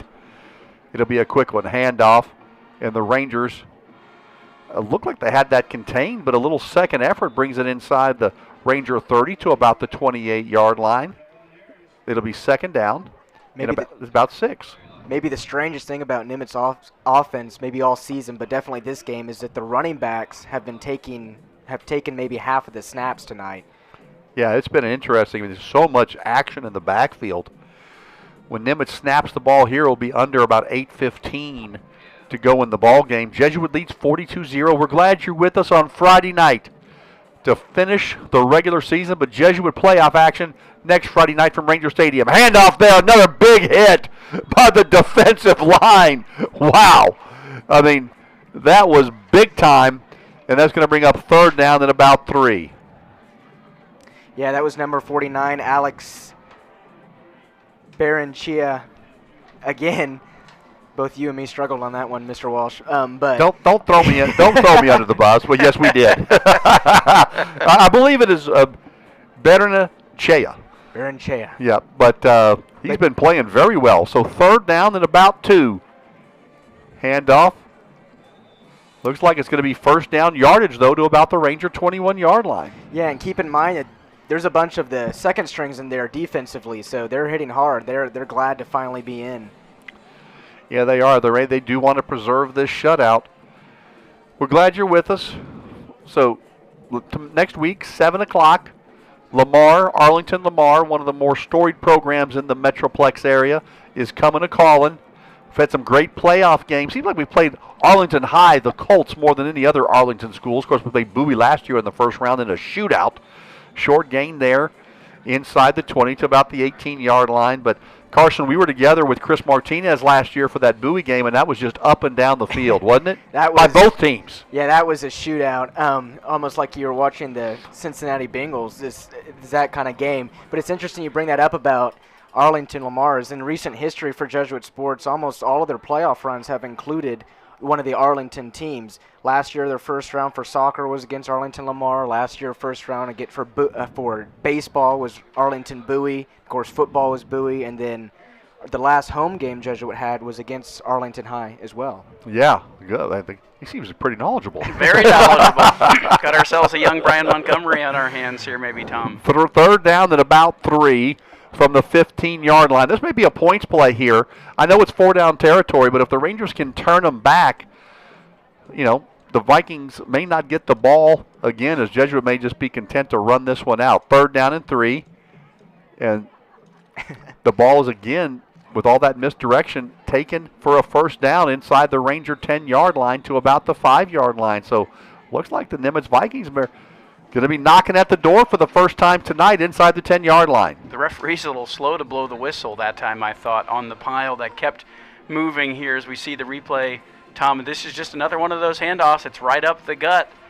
But as soon as he's touched there, the pile moves about 7, 8, 5, 6, 7 more yards that time for the Nimitz Vikings. And now it's first and goal, I believe.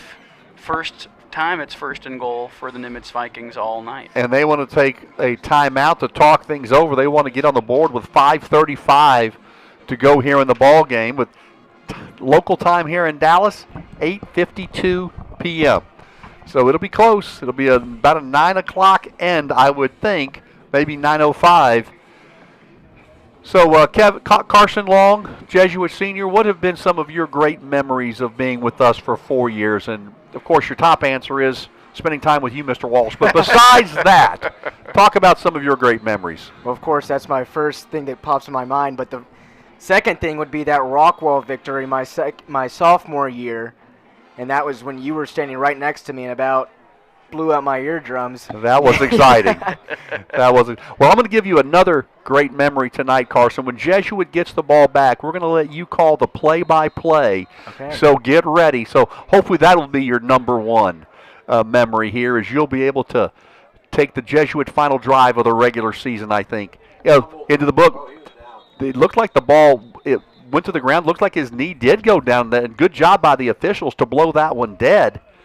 So now Carson's like, hey, either score or fumble. I want some time to call this next drive. 5 minutes left. I think we're going to have plenty of time. Maybe a minute or two. Chris Martinez should become a referee as well. He spotted that his knee was down from 75 yards away here. for being a guy that's 75 years old, Chris Martinez has got great eyesight. Stop it. Class of 1978. 17th play of the drive. Wow. Little end around, and they dropped him short of the goal line at about the 2-yard line. Chris, you didn't hear that. I said you were 75 years old. But you're really what? If you're a class of 1978, you 65, Chris? Medicare eligible. Medicare eligible. So 3rd down and goal from the 2-yard line. We'll call it the 1-yard line. 4:37 to go in the game. This is clearly 4-down territory. A big points play, 2 plays coming up. Wouldn't it be great here if they do a pass? Handoff. Oh. Fumble! Being kicked! And the Rangers! Did they come up with it? It was into the end zone. What's the call? I haven't seen a signal from touchdown. It was kicked forward into the end zone. Jesuit had a shot at it. Jalen Harris jumped on it. It's a touchdown for the Vikings. Boy, that reminds me of, remember that Kenny Stabler against the Chargers with Dave Casper kicked it into the end zone. The Stablers came and the NFL put a rule in place. You can't kick it forward and score like that. But I guess it doesn't translate here when it's 42-0 with 4:16. Jesuit had a couple of shots at it as we look at the replay up on the scoreboard and just weren't able to come up with it. Yeah, it was almost, I think Jesuit initially fell on top of the ball, but a Nimitz player was able to pull it from underneath, and that's who came up on top when the ref saw it. They go for 2, and they are in, so that makes it 42-8 with 4:16 to go in the game. But, folks, don't go away. Carson Long, we're going to switch roles. He's going to be the play-by-play. Kevin Fitzsimmons is going to be your primary analyst. And Don't worry, Carson. I'm planning to talk over both of them. We'll mute Tom's mic so that he can't talk while we're doing that. Just want to shout out, folks, the number of fumbles for Nimitz this year is 48, and they've lost 33 of those. So that would go as another fumble. Didn't lose it, obviously, this time. But I think, Chris Martinez, has Nimitz turned the ball over other than turnovers on downs tonight? Have they turned it over at all? Yeah, we had the interception. Oh, we had... Or the punt return. No, I guess. No, they didn't have a fumble. We had a fumble. They had one fumble lost, that's right. But I believe their turnover margin is something like -26 this year. Scoring summary that time, brought to you by Vanguard Auto Group. Proud to stand behind Jesuit Athletics with GMC, Kia, and Ford dealerships in the DFW Metroplex and surrounding areas. We're here to be your hometown dealer. Visit VanguardAutoGroup.com and schedule your test drive today. Go Rangers. That drive was 18 plays for the Nimitz Vikings, 75 yards. It took 9 minutes and 43 seconds. That's almost an entire quarter. And it's 42-8 in favor of the Rangers. Before we give Carson the mic here, I want to give a shout out to our 4th quarter sponsor, Rockmore Roofing Solutions. From kickoff to the final whistle, Rockmore Roofing has you covered. Proudly serving our neighbors and supporting Jesuit Rangers football, Rockmore Roofing Solutions. We say thanks to all of our sponsors who've been so supportive to us this season. Right, Tom? All right, take it away, Carson. Jesuit about ready to receive possession for maybe the final time tonight as Cade Kirby takes it about the 20, finds a gap going on the far side, breaks off one tackle, and he falls down at the 45-yard line. It'll be Livingstone, I believe, to come out here, finish the game. Jesuit, he's only in his sophomore year, so they have him for 2 more years. He's shown great signs of potential throughout the season this year, so I'm sure Brandon Hickman and this Jesuit team is looking forward to seeing what he can provide for the Rangers in the next 2 years. Yeah, you're absolutely right, Carson. And thought Cade Kirby might break one there. I thought he was gone. He's been a little quiet the last few weeks. I hope he gets back going here for the playoffs.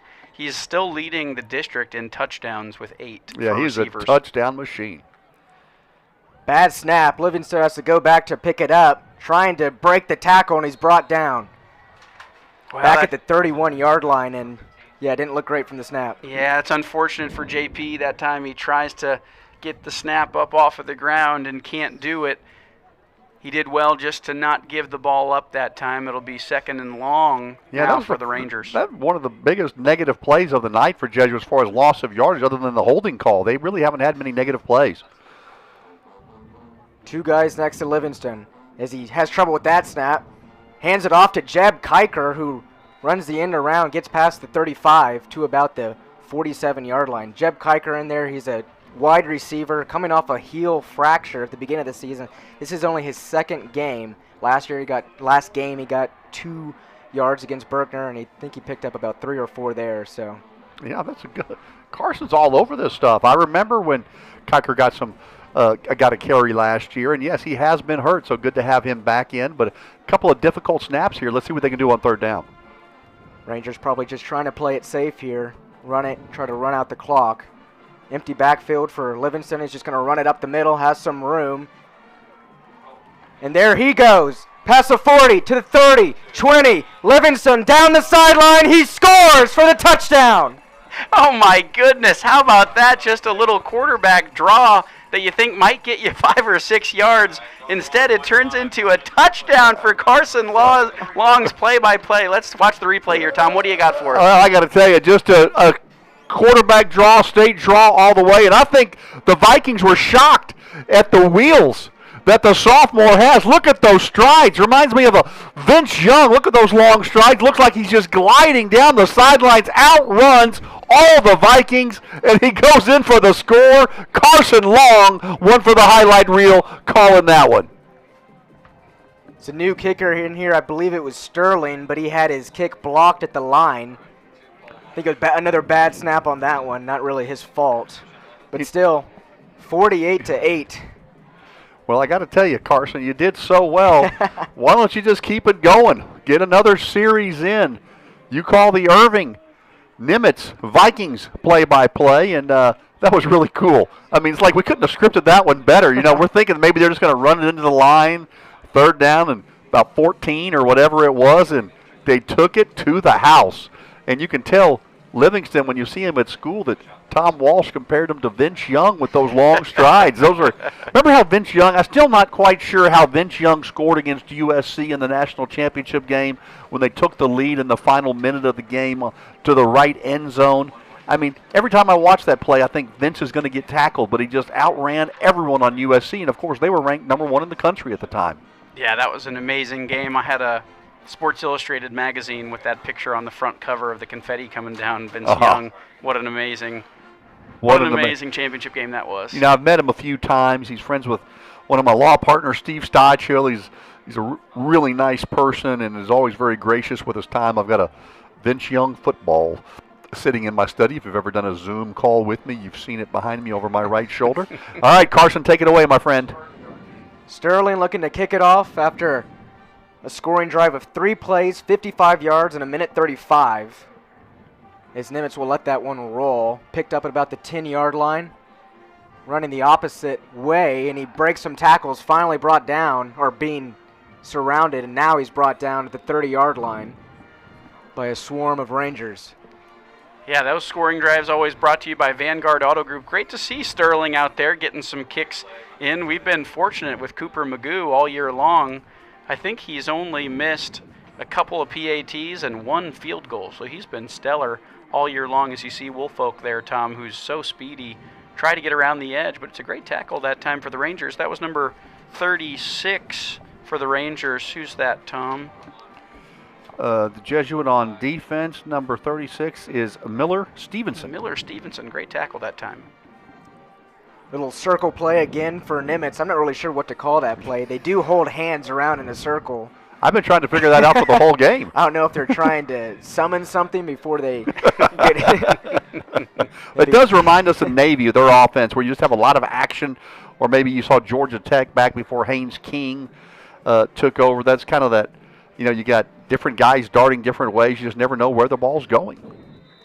And they do not get the snap off before the 2-minute warning. We've talked about that. It's new this year in high school, 2-minute warnings in the first and second half. So, well, Carson, in all seriousness, we can't thank you enough for spending 4 years with us. We've had a lot of young men that have helped us out over the years, but you're one of our absolute favorites. You're also one of the very best. And, people don't realize, but, people are like, dang, Tom, you're getting the defensive tackles. Well, that's all Carson Long, right? Carson's the one that's making sure I know And sometimes where we're situated in the press box, and some of these places are not the best advantageous eyesight line, and Carson's always all over it. He's also tweeting for us from Radio Jesuit. You know, I worked with Carson's mom for a number of years in the legal community. She's awesome. But Carson, just been such a pleasure to have you, buddy. Well, and Tom, we also want to just say how great it is to have Jesuit students be a part of these broadcasts for all these years, right? You could name so many. Starting with Chris Ackles would be at the top of the list. Chris now he's the Ackles. play-by-play, premier guy. Absolutely. We thank Pedro Rios, who's been in the booth with us all night, working over on the scoreboard, the score bug over there. And Henry Jeedy is across the way, I believe, with Brian Henry doing stats for us tonight. So it's just a really important part of this broadcast for us to keep Jesuit students involved, right, Tom? I agree 100%. Henry Jeedy, who I've known for a long, long time, does such a great job. All right, Carson, take it away, buddy. You got 132. Well, I just want to say thank you for saying that. I appreciate that. Mr. Montgomery's done a great job of building up this club to something to where a lot of people want to be a part of. There's Wolfolk, one of the many running backs for Nimitz, probably their biggest gain of the night. Oh, yeah, no doubt about it.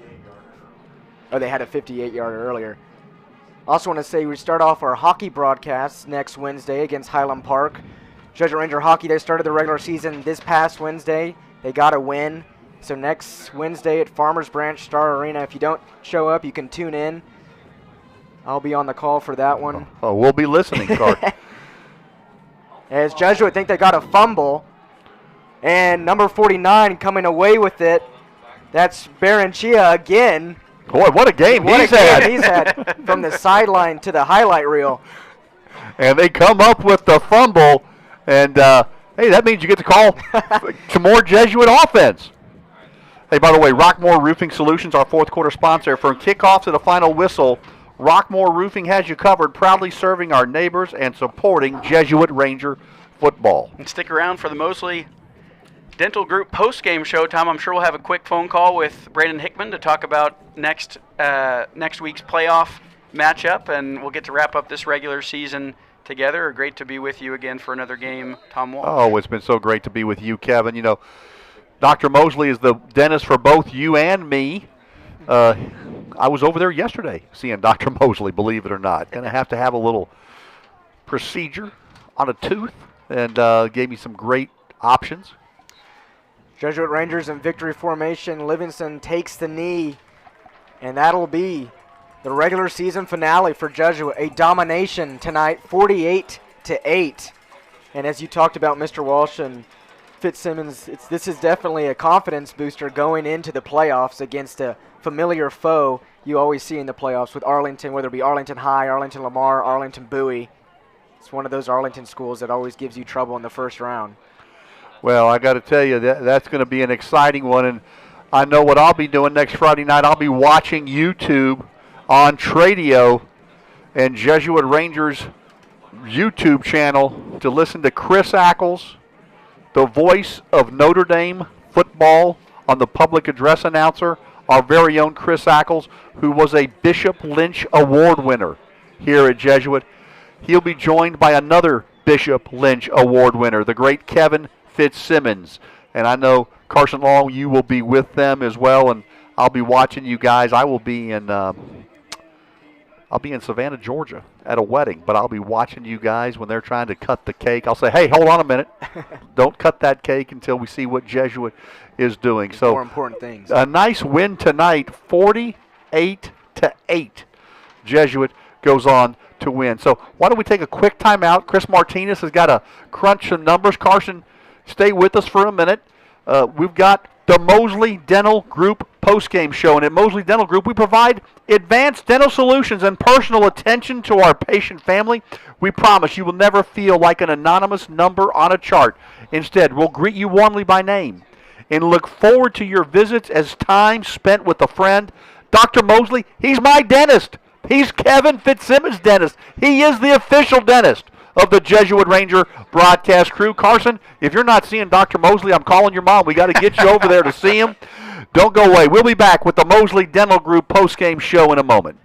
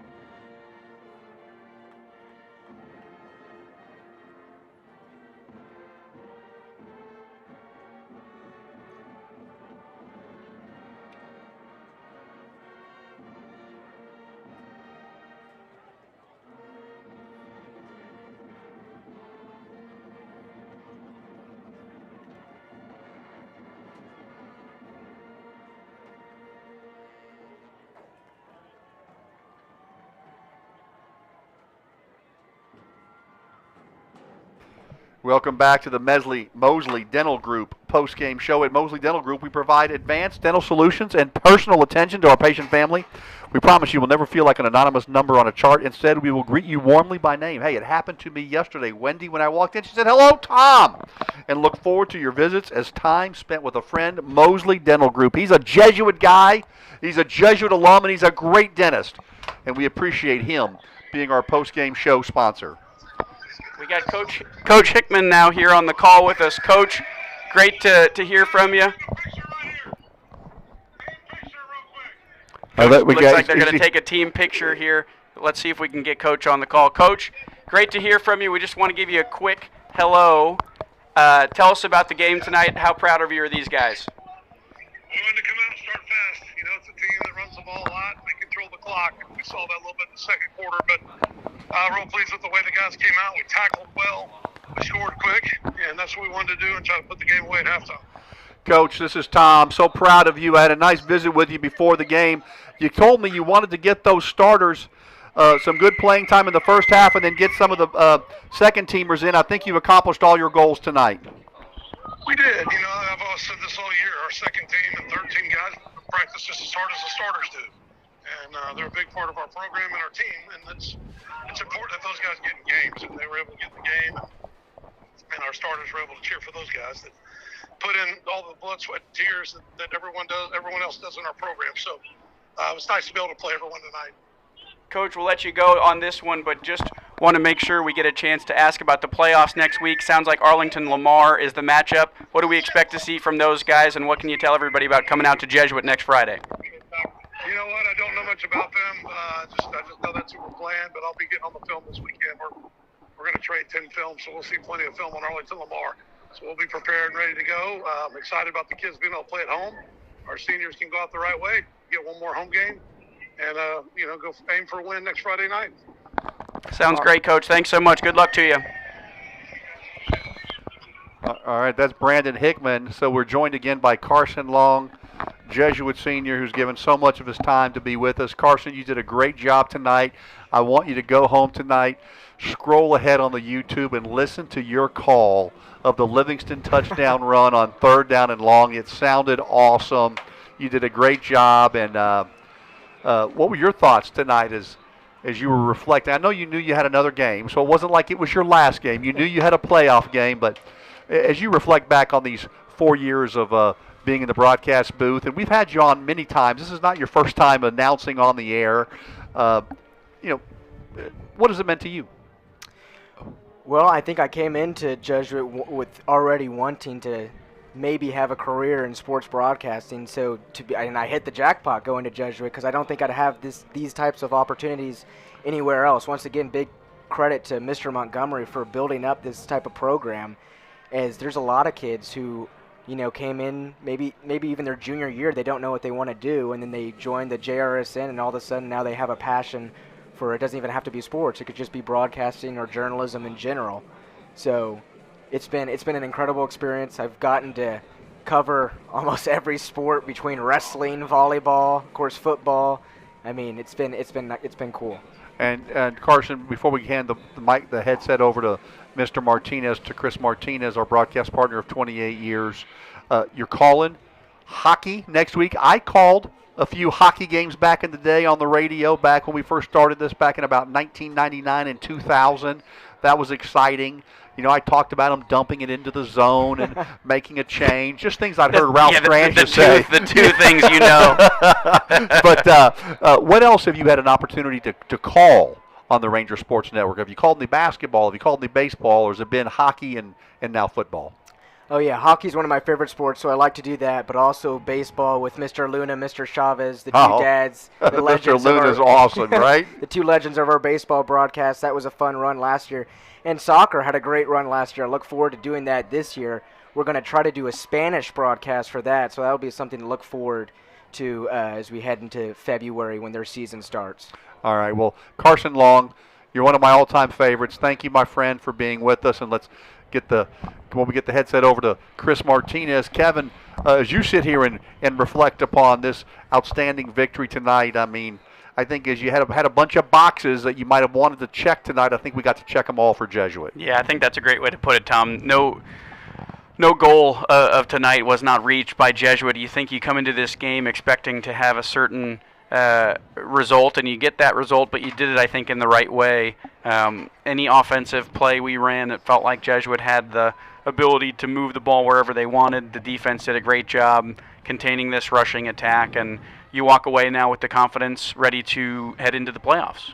All right, let's go over to Chris Martinez with the final tale of the tape. Yeah, just want to add a observation. It was kind of cool that this is Nimitz's last football game of the year, and there were 6 or 7 players who slowly walked from end zone to end zone together and then hugged each other when they got to the end of the end zone, knowing that this was their last time that they're going to have the pads on representing their school. Some seniors together, maybe, I thought, Chris, that absolutely. group. Yeah. That's pretty cool. All right, team stats tonight. Nimitz actually won the first down battle, 13-12. Wow. That's crazy. It's 48-8 the final score, Jesuit. Third downs, Jesuit 4 for 4, Nimitz 10 for 17. Fourth downs, they were 1 for 2. Rushing attempts, 58 attempts of rushing for Nimitz, 271 yards, nothing through the air. Jesuit nothing through the air. They only threw the one pass that fell incomplete. I know, but I've done 28 years of Jesuit football. I've never had a game where a team had no yardage through the air until tonight. Yep, Jesuit had 160 yards on the ground, 191 yards through the air, 351 yards of total offense. There were no penalties called in that second half. I don't know if you guys noticed that or not. In the time of possession, we talked about the first half. It was like 20 minutes to 3 minutes and some change. They tightened it up in the second half. 13 and a half minutes for Jesuit, 34 minutes for Nimitz. Individually for Nimitz, Jalen Harris was the workhorse, 23 carries, 154 yards, and he also got the touchdown fumble recovery. Javon Wolfhook, 18 carries for 83 yards. Kenji Hornbuckle, 14 yards on 11 carries for Jesuit. Not much. Shane Parker once, Ty DeBoo twice in the first half, 11-yard touchdown run. Max Smith had a 40-yard touchdown run, had 4 carries for 59 yards. Lucas Meyer had a run. Justin Harris had 4 carries for 20 yards. J.P. Livingston, 4 carries for 56 yards, including that 63-yard touchdown run. Cade Kirby didn't catch the ball tonight. Shane Parker caught the touchdown pass for 29 yards. Harlan Buechler, 73-yard catch for a touchdown. Max Smith, 2 catches for 15 yards and a 9-yard touchdown. Lucas Meyer, 2 catches for 47 yards. Caden Profit caught 1 for 25, and Carter Casey caught 1 for 2 yards. So all in all, just a total domination for Jesuit. If you eliminate that last possession because they just took a knee, Jesuit had the ball 6 times. 6 possessions. We've had games where they've had 6 possessions in a quarter, but 6 possessions for the game, all touchdowns.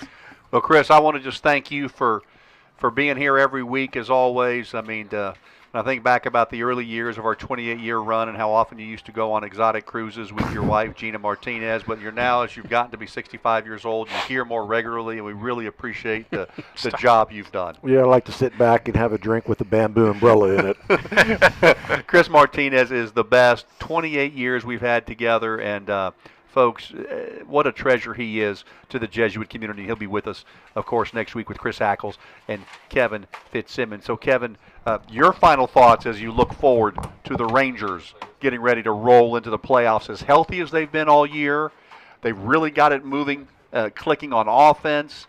The defense, we heard Carson Long talk about that. He's been probably the most impressed with the defensive unit throughout the season.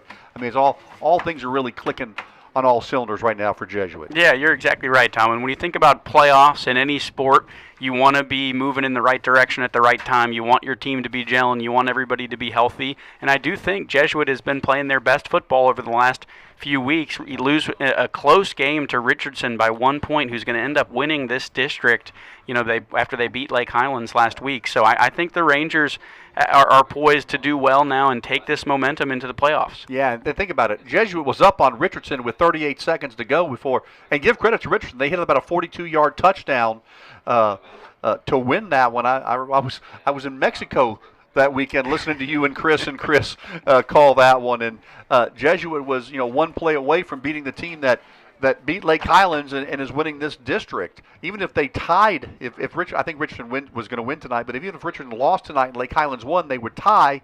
But Richmond had won the head-to-head, so I think they would be the number 1 seed no matter what. But yeah, they won last night, so they are the number 1 seed. Excuse me. Thursday. That's, right. That's exactly right. Well, Kevin, great to be with you. You know, I last year, after 27 years of doing almost every game full-time, I announced I was going to cut back my schedule. I want to thank the great folks at Jesuit. I want to thank you and Chris Ackles for welcoming me back. I got to do 5 games, I guess 4.5, since we only got to do half a game against New Orleans Jesuit because of the weather, but it was just so great to be with you. You know, I've said it before, 25 years with your dad and with Chris Martinez, and now to do a half a year with you. I'm so proud of how you and Chris Ackles have taken up the torch, and I hope you guys do it for the next 28 years with me also, of course, appearing from time to time. Yeah. Absolutely.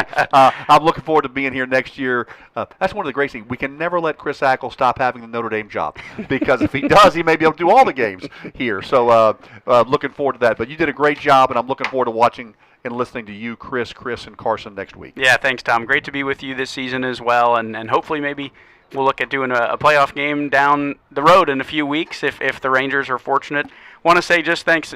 This makes a lot of people here who make this broadcast happen. You know, Chris Ackles and I talked about this last week. We get to be the talking heads. But thanks to Brian Henry, Sports Information Director at Jesuit, who's been excellent this year in his first year. And thanks to all the students tonight who are with us. We thank, as obviously, Carson Long, who is a big part of our broadcast tonight, but also Mercury Cox and Henry Jeedy were across the way working on stats with Mr. Henry, and then we also had Pedro Rios in the booth with us, who was working on the scoreboard with Zach from Tradio. So thanks to the folks at Tradio also for getting the broadcast done for us all season long. Yeah, Zach did a great job tonight, and of course Trey Bell, who runs Tradio, has been with us for some games earlier this year. We appreciate all of their efforts. Your final score tonight: Jesuit 48, the Irving Nimitz Vikings 8. Jesuit finishes as the number 1 seed for District 7-6A going into the Division II playoffs. Chris Ackles, Kevin Fitzsimmons, Chris Martinez, and Carson Long will have the action next Friday night, 7 o'clock kick, Ranger Stadium. We need you all to come out and support the win for the Jesuit Rangers. It could be exciting. I know it'll be exciting, and we hope the Rangers bring home the victory. But for my broadcast partner, Kevin Fitzsimmons and Chris Martinez, I'm Tom Walsh. Thank you for listening tonight. Your final score: Jesuit 48, Irving Nimitz 8. Have a great week, and go Rangers.